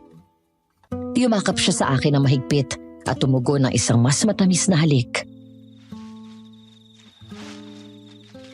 I love you too. Pareho lang tayo. Hindi ko akalain na mamahalin din bala kita agad. Kasi aminin natin, kaya tayo nagpakasal dahil lang sa baby natin, di ba? Well, hindi man ako magiging perpekto, pero sisikapin ko na magiging mabuting asawa ako at ama dyan sa anak natin. Mahal na mahal ko kayo ng baby natin. Masaya ako na ikaw ang daddy namin. Alam ko naman na nahihirapan ka dito sa bahay dahil kay Mami. Konting tiis lang ha. Kanina, may nakita na akong bahay na sigurado ako magugustuhan mo. Pinapacheck ko na lang kay Clark yung mga detalye. At kapag okay na, lilipat tayo agad ha. Alam ko rin na hindi madali sa'yo ang nangyayari. Palagi ka naiipit sa amin ng mami mo. Pero salamat ha. Kasi lagi mo akong pinagtatanggol sa kanya. Nahihiya kasi ako sa inaasal ni Mami. Ilang sandali pa ay humahangos na bumaba ang biyenan ko. Galit na galit habang nakatakip ang ilong. Naluluha ang mga mata na parang hindi makahinga. Dahil doon ay nag-aalala na napatakbo si CJ sa ina. Ako ba ni nag-alala rin sa nakita ko kaya sumunod ako sa kanya.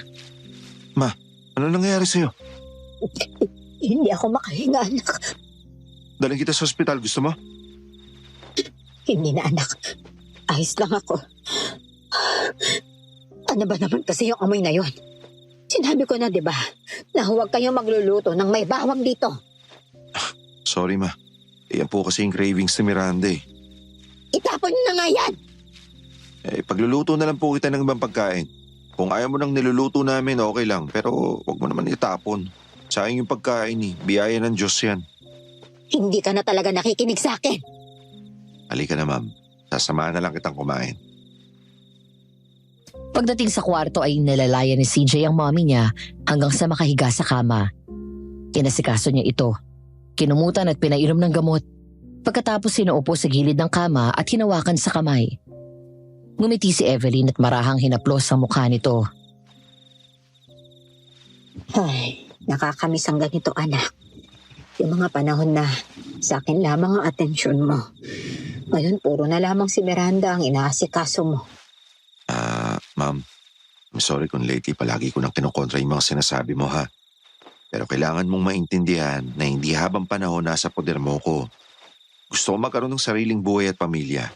Si Miranda at ang magiging baby ko. Sila ang sobrang nagpapasaya sa akin ngayon. At mas sila yung buhay ko. Ay, mahal mo ba talaga siya? Yes, seryoso ako sa kanya ma. Kaya sana wag na po kayo makialam sa amin. Kaya mo kami mag-handle ng sarili naming buhay. Mabuting asawa si Miranda, ma'am. Maayos siya at masino. Give her a chance. Kilalanin niyo na muna siya. Mabait siya at mabuting tao. Kung lumalaban man siya sa inyo noon, dahil kailangan niyang ipagtanggol yung sarili niya. Oh, sige. Kung yan talaga ang totoong magpapasaya sa iyo, susubukan ko siyang pakisamahan. Thank you, Mommy. I really appreciate that. At teka, ano itong mga nasa kamay at braso niyo? Panlata ito ah. Saka itong nasa kamay niyo. Bakit parang lapnos? Ma'am, saan niyo nakuha to? Ha? Ano? Wala lamang po. Matanda ako eh. Naglalakad-lakad kasi ako dyan sa kakahuyan kanina. Nung wala ako magawa. Tapos itong nasa kamay ko napaso ako sa kaldero nung nakaraang araw. Nahawakan ko hindi ko alam na mainit. Ingatan niyo kasi lagi yung kilos niyo at huwag kang pupunta dyan sa may kakahuyan, ma'am. Yes, huwag na nakatira dyan eh. Oo, sige. Sige na. Bumaba ka na at kumain ka na. Ayos lang ako rito. Okay, ma'am. Samantala ang mga sandaling yon sa kusina ay napailing na lang ako sa halip na mainis. Tama si Clark. Drama queen talaga ang biyanan ko. Alam ko ang itsura ng may sakit sa puso, lalo na kapag inaatake ang pasyente. Dahil may sakit sa puso si tatay noong nabubuhay pa siya. At ilang beses ko nakita kung paano siya atakihin. Kaya alam kong umaarte lang yung biyanan ko at hindi nagsasabi ng totoo. Hindi na lang din ako kumibo. Samantala pinatay ko ang kalan kung saan niluluto ni CJ ang hipon. Ako naman ay naglagay ng gulay sa tinola. Maya-maya ay dumating si Clark. Ang kuya, Nandun sa taas kasama yung mami mo. parang di mo naman biyena na. Naku, kapag tinawag ko siyang mami, baka bumuga na ng apoy yung sa galit. Pero pansin ko lang bakit ikaw? Malayo yung loob mo sa kanya. Dahil ayaw niya sa akin eh. Si kuya lang naman yung tinuturing niyang anak eh. Pero okay na rin yun. Di mo si kuya ngayon. Hirap na makawala kay mami. At least ako, swabe lang. Walang nakikialam sa akin, di ba? Ewan ko ba. Hindi naman ganyan si mami nung bata pa kami. Anong ibig mo sabihin? Pumunta sila dati sa probinsya at dinalaw si Lolo Fred. Naaksidente sila pa uwi dito eh. Doon namatay si Dad.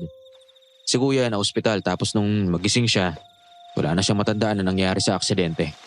Si mami, nakakapagtaka lang na wala siyang galos kahit ni isa.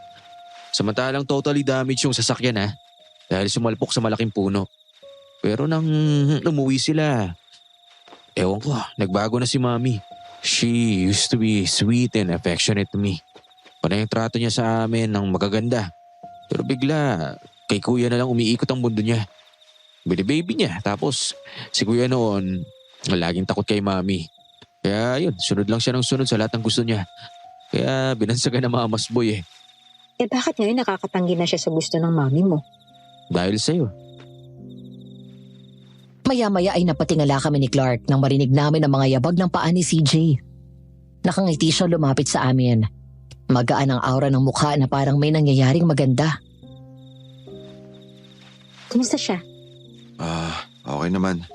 Malakas talaga yung allergy niya sa bawang eh. Hindi mo naman sinabi di sana. Sa dirty kitchen na lang tayo nagluto. Hindi ka ba nagtataka? Hindi naman allergic si mami sa bawang nung mga bata pa tayo, di ba? Hindi kaya siya yung aswang? Sira ulo. Kinagabihan, pasado 11:11 ng gabi. Habang may tinatapos na trabaho si CJ sa computer, bumaba ako sa kusina para uminom ng gatas. Habang naroon ay bigla akong nakaramdam ng bigat sa paligid. Sa hindi malamang dahilan ay bigla akong nakaramdam ng kilabot. Lumingon ako sa paligid. Wala nang tao doon maliban sa akin. Muli kong tinuon ang sarili ko sa ginagawa ko. Hanggang sa may maramdaman akong unti-unting naglalakad sa likuran ko. Ma! Nandiyan pala kayo. Kanina pa po ba kayo dito? Ang akala ko wala akong kasama eh. Ha? Ay, galing ako sa dirty kitchen. Hindi ko kasi narinig na bumukas yung pinto. Miranda, sige na, umakyat ka na. Love, nakakuha ka na ng gatas mo? Oo, paakyat na ako. Nagulat ako nang makita na nasa likod ko ang biyanan ko. Ang nakapagtataka dito, masyado siyang malapit sa akin. At ang kamay niya ay nasa likod na parang may tinatago. Ang kwento ni Clark sa akin na makapasok daw kami ni CJ sa kwarto at wala akong kamalay-malay sa mga nangyayari, doon niya nilapitan ng ina. Galit at purasahan itong hinila ang kamay na nakatago sa likod at bumulaga sa harapan ni Clark ang isang mahabang kitchen knife. Ano sa tingin mong ginagawa mo? Wala. Akin na yan. Ibigay mo sa akin yung kutsilyo. Ano ba? Huwag mo nga akong gawing tanga, ma. Kitang-kita ko yung gagawin mo. Sasaksakin mo si Miranda habang nakatalikod siya. Hindi siya bagay sa kapatid mo. Pabayaan mo ko sa gagawin ko. Hindi lang asawa ni Kuya ang pinag-uusapan natin dito, kundi best friend ko rin. Na walang kamuwang-muwang na pamangkin ko ang gusto mong patayin. Dugo pa lang yon. Hindi pa tao. Naririnig mo bang sinasabi mo, ma? Hindi ka man na ba natatakot sa Diyos? Apo mo yun, oh. Nababaliw ka na ba? Sarili mo lang ang iniisip mo. Hindi ka na naawa kay Kuya. Huwag kang makialam. Subukan mo saktan si Miranda at ang pamangkin ko. Kung hindi ako mismo magtatapon sa sa kulungan. Isa ka pang wisit sa buhay ko. By the way, ma. Gusto mo? Bawang? Maglagay ka sa bintana mo. Ilayo mo yan. Ayoko niyan. Sabi ko na eh. Hello, Apo. Lolo, tama nga po ang sinabi mo. Napagtagpi-tagpi ko na. Sa tingin ko, kailangan nyo nang umuwi rito.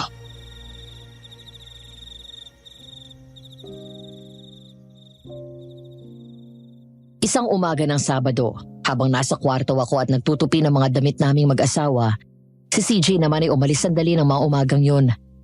Bigla akong napalingon sa may bintana nang marinig ang malakas na tunog ng police car sa labas. Tumayo ako at sumilip.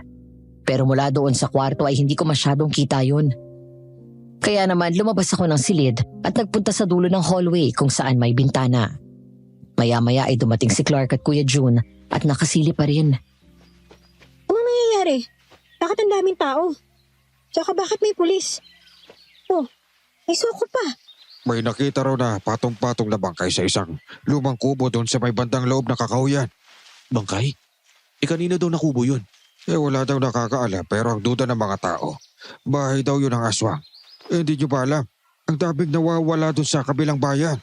Narinig ko nga yun tapos puro lalaki nasa 20 anyos hanggang 30 yung edad nila.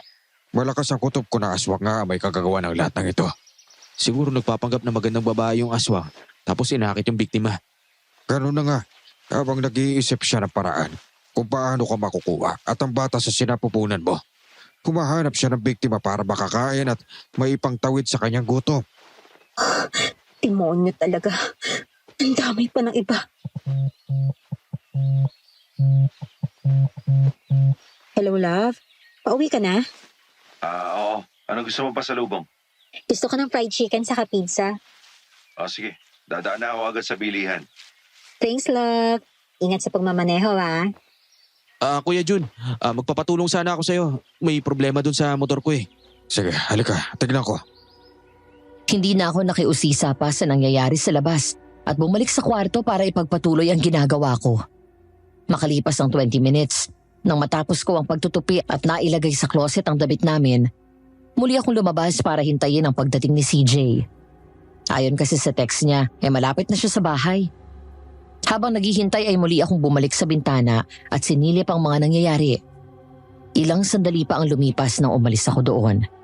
Sa paglalakad ko, naagaw ang pansin ko ng display cabinet. Mula sa isang libro na naroon ay may nakalabas na lumang larawan. Napakunot-noo ako nang makilala ang biyanan ko. Binuksan ko ang cabinet at hinila yun. Halos magbuhol ang mga kilay ko sa gulat nang makita ang kabuuan ng picture. Dahil naroon ang dalawang Evelyn, isang lagpas sa balikat ang haba ng buhok at ang isa naman ay halos hanggang bewang ang haba. Buhaghag na parang bruha, pero ang isang Evelyn ay nakakatakot ang mukha. Dilat ang mga mata at makapalang kilay. Humpak ang pisngi. Ang suot ay mahabang itim at lumang bestida saka nakayapak, habang ang isa ay malaanghel ang kagandahan at maayos manamit. Magaan ang bakas ng mukha at magandang nakangiti. Tiningnan ko ang likod na maaninag ko na may nakasulat doon. Sino to? Evelyn. Eleanor? May nakita lang po akong picture. May kakambal po pala kayo? Hindi yata nabanggit sa akin ni CJ sa ni Clark. Patingin nga. Eto po. Hali ka sa baba. Samahan mo ako magmerienda. Sige po. Pagdating namin sa hagdan ay pinauna ako ng biyanan ko na maglakad. Hanggang sa nakadalawang baitang pa lang ako. Nagulat na lang ako nang maramdaman ko na may tumulak sa akin. Napasigaw ako. Nawalan ako ng balanse at tuluyang nahulog.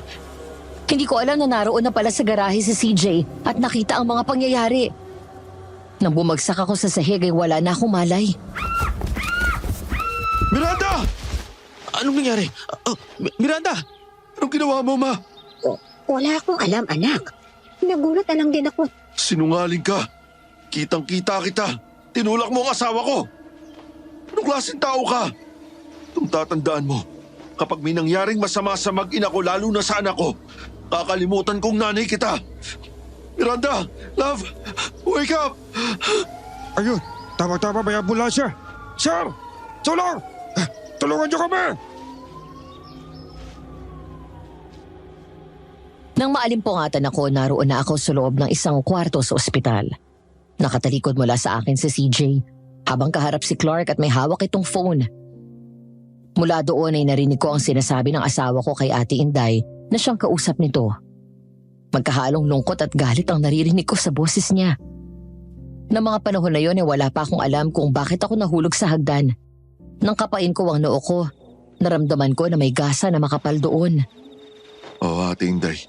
Pakilagay lahat ng gamit namin sa luggage ko at luggage ni Miranda. Kung hindi kasya, kunin niyo muna yung maleta ni Clark. Opo, thank you, ate. Love, Kuya, gising na si Miranda. Love, kumusta ka na? Anong nararamdaman mo? nahihilo pa ako eh. Ang baby natin, kamusta siya? Our baby is safe. Napakabuti ng Diyos, love. Sa kabila ng mga nangyari, healthy pa rin siya. Salamat at ligtas kayo. Salamat sa Diyos. Akala ko nawala na siya sa atin eh. Ano ba nangyari? Naramdaman ko na lang na may tumulak sa akin. Ang mami mo ba? Oh, I'm so sorry, love. I'm so sorry. Hayop siya. Alam kong nanay niyo siya. Pero napakademonyo ng nanay niyo. Hindi ko siya mapapatawad sa ginawa niya sa akin. Muntik mawala yung baby ko nang dahil sa kanya. Pinaayos ko na yung gamit natin kay Ate Inday. Bukas sabi ng doktor, makakalabas ka na. Kukunin na ni Clark yung mga gamit natin mamaya at dadalhin sa apartment ko. Pagkalabas natin ng ospital bukas ng gabi, dadaan lang tayo doon para tignan kung may mga gamit ka pang naiwan. Tapos aalis rin tayo agad, ha? Okay. Lalayo na tayo, love. Dapat nakinig na ako sa iyo noon pa eh. Kung umalis na sana tayo agad sa bahay, hindi mangyayari to. I'm so sorry. Hindi ko akalain na magagawa yun ni Mami. Wala kang kasalanan. Ang importante, ligtas kami ni baby. Masamang tingin ang pinukol ko sa biyanan ko pagpasok namin ng bahay. Masakit pa ang katawan ko. Pero kailangan ko umakyat sa kwarto para tignan kung may importanteng gamit pa akong naiwan. Dahil hanggat naroon ang biyanan ko, ipinangako ko sa sarili ko na hinding-hindi na ako tatapak sa bahay na yon. Ilalayo namin sa kanya ang anak namin at hinding-hindi niya makikita ang kanyang apo. Samantala agad namang nataranta ang biyanan ko nang makitang pumasok kami. Takot at pag-aalala ang nakita ko sa kanyang mukha. Nataranta na sinundan kami hanggang sa kwarto pero hindi man lang tinapunan ni CJ ng tingin ng nanay niya. Nang sinubukan niyang humarang sa daan ng asawa ko, hinawi niya ito sa tabi. Love, kunin mo agad yung kukunin mo, ha? Oo, konti na lang naman na to eh. Mukhang nalagay na nila lahat sa maleta. Yung mga pagkain ko pala sa ref ha. Ako na maghahanda. Alam ko naman kung ano yung sa'yo dun eh. Thank you. Anak, sandali lang. Pakinggan mo muna ako. Mali ang nakita mo. Ano, nakuha mo na? Oo, okay na. Nandito na lahat sa bag ko. Halika na, umalis na tayo rito. Anak, sandali lang. Ano? Anong papakinggan ko? Anong excuses na naman yung sasabihin nyo? Wala ka na maidadahilan sa akin dahil kitang-kita ko kung paano mo tinulak ang asawa ko. Nakita ko kung paano kang umiti habang pinapanood mong gumugulong pababa ng hagdan si Miranda. You're evil, ma. At kinakaya ko na ikaw ang nanay ko. Anak, I'm sorry. Hayop ka. Patawarin ako ng Diyos at ang mga anak mo pero hayop ka. Demonyo ka. Sarili mong apo pinagtangkaan mong patayin. Tatanggapin ko pang kung hindi mo ako gusto para kay CJ eh. Pero bakit pati yung anak ko na walang muwang, dinadamay mo? Hindi pa siya pinapanganak. Gusto mong idamay sa galit mo sa akin? Hindi ka tao. Demonyo ka. Wala kang pinagkaiba sa aswang na yon. Simula ngayon, kalimutan mo nang may anak ka. Mula kay Clark, ngayon naman ang asawa ko at ang baby ko. Hindi mo tinatrato ng maayos. Nagtiis ako mag-isunod-sunuran sa inyo kasi nire-respeto ko kayo dahil nanay ko kayo at mahal ko kayo. Pero ginawa mo akong laruan. Tinali mo ako sa mundo nyo. And I don't wanna be part of that world of yours. Ayoko nang nag-iisa, Mom. Ayoko nang nakatago lang ako sa dilim. Ayaw na kitang makasama. Pagkaling managan nga tayo. Ano ba ang dahilan bakit pinagtangkaan mo ang buhay ko? Dahil ba sa picture na nakita ko? Ha? Iyon lang naman yung huling na pag-usapan natin, di ba? Ano bang meron doon sa picture na yon? Ano? Anong picture? Yung picture nila nakakambal niya. Kambal? May kakambal ka, Ma'am? Hindi mo alam? Hindi. Evelyn at Eleanor. Eleanor? Sakit ang ulo ko. Di ka na. Umalis na tayo dito. Baka dala yan ng sobrang stress. Ako na magmamaneho, kuya. Sandali! Ang sakit! Ah! Oh my God! CJ! Nagtaka ako nang biglang pumikit si CJ. Napahawak ito sa ulo at biglang napasigaw nang sumakit yun. Agad akong lumapit sa kanya at hinawakan siya. Nakaramdam ako ng pag-aalala nang mapaluhod siya at halos iumpog ang ulo sa semento. Dahil doon nilabis akong natakot at nag-alala para sa kanya. Lumapit si Clark maging ang biyanan ko. Anak, anong nangyayari sa'yo? Huwag mo akong hawakan! Love, anong nangyayari sa'yo? Ayoko na dito. Umalis na tayo. Halika na! Clark, balik tayo sa ospital! Sige. Walang aalis hanggat hindi ko sinasabi. Napaatras kaming tatlo nang biglang magbago ng anyo ang biyanan ko. Nanlaki ang mga mata ko sa gulat nang makita na siya ang aswang na paulit-ulit na nagtatangka sa buhay ko. Ang aswang na inakala naming patay na. Ngayon ko na pagtahi-tahi ang mga senyales. Ang pagka-allergic daw nito sa bawang. Ang paulit-ulit nitong pag-uutos sa mga kasambahay na alisin ang mga pangontra ng aswang sa kwarto namin. Ang masangsang na amoy mula sa kwarto nito na minsan ang naikwento ni CJ sa akin. Ang mga pagkakataon na sumasalakay ang aswang na nagising na ang mga tao doon sa bahay dahil sa sigawan namin pero siya hindi man lang lumalabas. Ayun pala, siya mismo yung aswang. Sabi ko na nga ba, hindi ikaw si Mami. Matagal na ako may hinala na ikaw mismo ang aswang na gustong pumatay kay Miranda. Ang akala ko na napapraning lang ako. Hindi ako nagsalita dahil nanay kita. Pero tama palang kutob ko noon pa. Alala ko na. Nung marinig ko ang pangalan na Eleanor. Nung gabi pa uwi na kami nila Mami at Daddy galing kay Lolo Fred. May babaeng humarang sa daan namin. Inawasan yun ni Daddy at bumangga kami sa kotse. Namatay sa aksidente si Dad. Pero kami ni Mami ang nabuhay. Lumapit siya kay Mami at pinatay niya. Kinain niya ang laman loob ni Mami pagkatapos hinila niya palabas ng sasakyan. Hindi ko alam kung saan niya dinala ang bangkay ni Mami pero nang bumalik siya, suot na niya ang damit ni Mami. Pagkatapos lumapit siya sa akin. Tandaan mo to. Simula ngayong gabi ay wala kang nakita. Ako na ngayon si Evelyn. Ako ang mami mo at lahat ng sasabihin ko ay kailangan sundin mo. Kapag nagsalita ka, papatayin kita at ang kapatid mo. Nagkakaintindihan ba tayo? Tulala at hindi makapaniwala na tumingin si CJ sa aswang. Umagos ang mga luha niya. Marahan niya akong tinulak papunta sa gilid at sinenyasan na tumabi. Sinunod ko siya na umiiyak habang unti-unting nabubuklat ang katotohanan ng nakaraan ng asawa ko at ng buong pamilya niya. Ikaw ang kakambal na aswang ni Mami. Kaya kita sinusunod dahil takot ako sa'yo. Kaya gusto mo palagi ako nasa tabi mo dahil natatakot ka na bumalik ang alaala ko at malaman ng lahat na ikaw si Eleanor. Pinatay mo ang totoong mami namin. Demonyo ka! Magbabayad ka sa pagpatay mo sa mga magulang namin. Ngayon pati ang asawa at anak ko idadamay mo. Bakit? Kinuha ko lang naman ang buhay na pinagkait sa akin ng papa. Mula nang maliit kami. Si Evelyn na ang paboritong anak. Nang maging ganap na aswang ako sa edad na 14, pinatapon ako ng papa sa probinsya. Kinulong sa kuweba at kinadena doon sa bundok. Nabuhay ako parang hayop. Habang ang kapatid ko ay nabubuhay ng maayos at daig pa ang prinsesa. Dahil ikaw ang pumatay sa mami mo at pati kami ni Evelyn, nais mo rin patayin. Wala akong mapagpipilian kundi ang ilayo ka, anak. Sa kabila ng ginawa mo, hindi pa rin kita maatim na patayin. Papa, Lolo, anong ginagawa mo dito? Nang mapansin ko ang kakaibang kinikilos niya, tinawagan ko si Lolo. Siya ang nagkumpirma na hindi si Mami ang kasama natin mula nung maaksidente tayo. Kaya pinapunta ko siya rito para makorner ang impostor na yan. Nang sinabi sa akin ni Evelyn na pakawalan ka, ginawa ko dahil gusto ko rin magkaroon ka ng maayos na buhay. Pero anong ginawa mo? Pinatay mo pa rin ang kakambal mo at ninakaw mo ang kanyang buhay. Tapos ako ang kinulong mo sa bahay sa probinsya.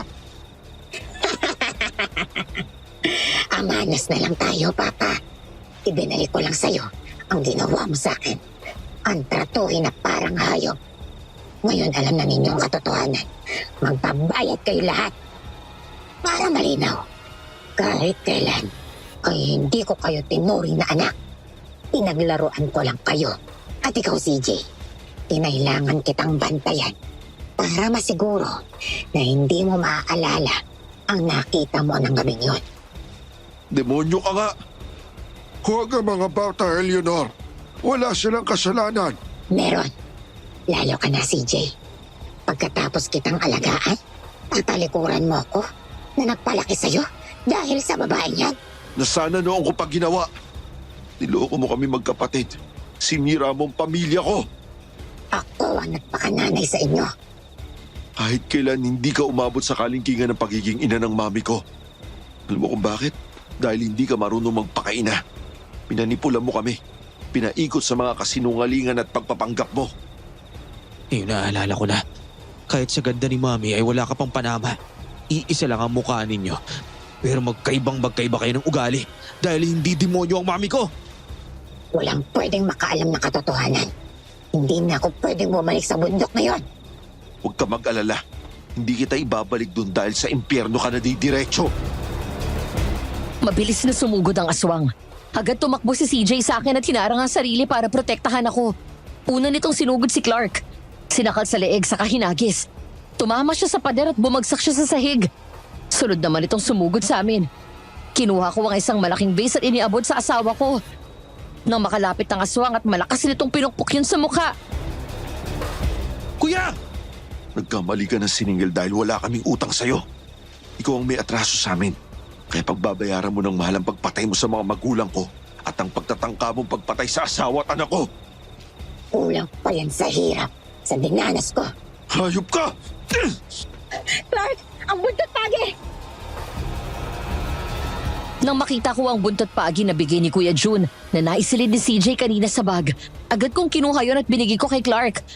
Mula sa likod ay sinakal niya ang aswang at nilayo sa amin. Nagwala ang aswang pero hindi binitawan ng dalawa. Hanggang sa dumating si Kuya June dala ang isang bolo. Sir, gamitin mo sa puso. Saksakin mo sa puso para mamatay na siya. Lolo, I'm so sorry. Pero kailangan ko pong gawin to. Naiintindihan ko. Gawin mo ang nararapat para sa katatahimik ng buhay ng pamilya niyo. Hindi niyo ako mapapatay. Talaga? Sige, panoorin mo to.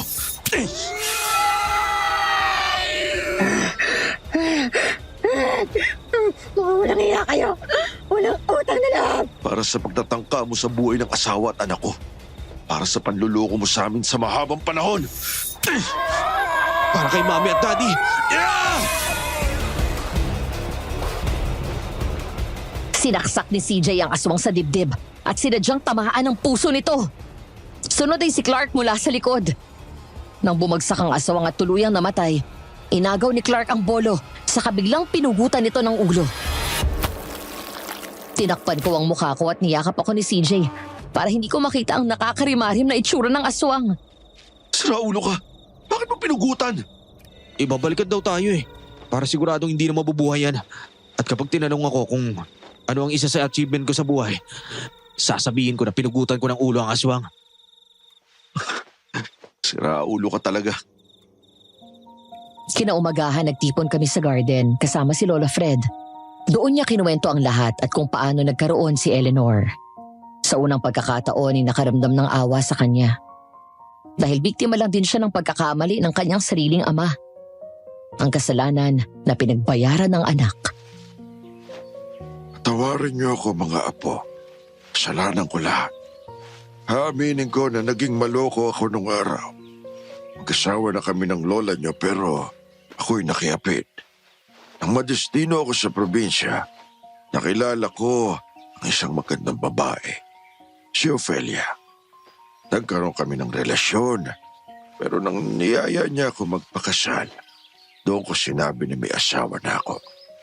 Nasaktan siya at galit na galit sa akin. Ang hindi ko lang alam ay isa pala siyang mangkukulam. Nang malaman niya na buntis ang lola niyo, sinumpa niya ako at ang anak ko na sa pagdating ng edad 14 ay magiging aswang siya. Kay Eleanor lang tumalabas yung pa at ang mami niyo ang nabuhay ng normal. Kalimutan niyo na po yun, Lolo. Matagal ang panahon ang lumipas at sigurado naman kami na pinagsisisihan nyo na yon.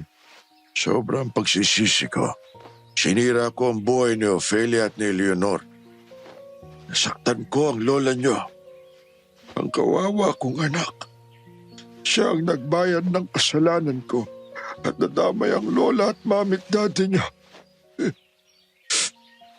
Lolo, I'm sorry kung kailangan sa ganitong paraan matapos lahat. Alam ko, Apo. Huwag kang mag-alala. Gaya ng sabi ko, naiintindihan ko. Patawarin niyo ako kung pati kayo nadamay.